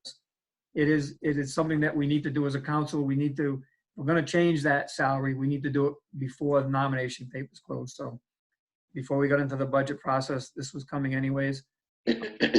Reviewing the administrator's budget proposal that he put in there, the number that he is proposing is $90,000 new administrative salary. It's a number that I was targeting and looking at because I compared A little bit. all of our administrative positions that we have, the planner, the finance director and whatnot, and it would put it more in line with that one in. And yeah, it had gone many years without being increased for any number of reasons. I would make a motion that we tell the budget committee that's the number that we want. We want $90,000 for the administrator's salary to be. Mr. President, We don't leave it up to discussion when we're discussing the budget. We make that decision now. That's the number. So I would make a motion and look for a second, and then we can discuss it. Second. Mr. President. Second by Mrs. Bonioli. Mr. Ogier. Yeah, I was just gonna say, I'm gonna recuse myself from this item regarding the TA salary because I'm still keeping all my options open and I don't want to create the perception of a conflict of interest. So I don't know if I have to fill out any paperwork. So Lily, I'll stop by tomorrow. I have to sign a bunch of stuff for you anyway. Yeah, that's fine. I'll have it prepared for you so you can just sign it. I'm trying to understand this, Councilman Ozier. Are you considering running for council member? For town administrator? I'm just keeping all my options open. So I don't want to create any conflict out there. I'm just trying to do the ethical thing. So. Oh, should I recuse myself also?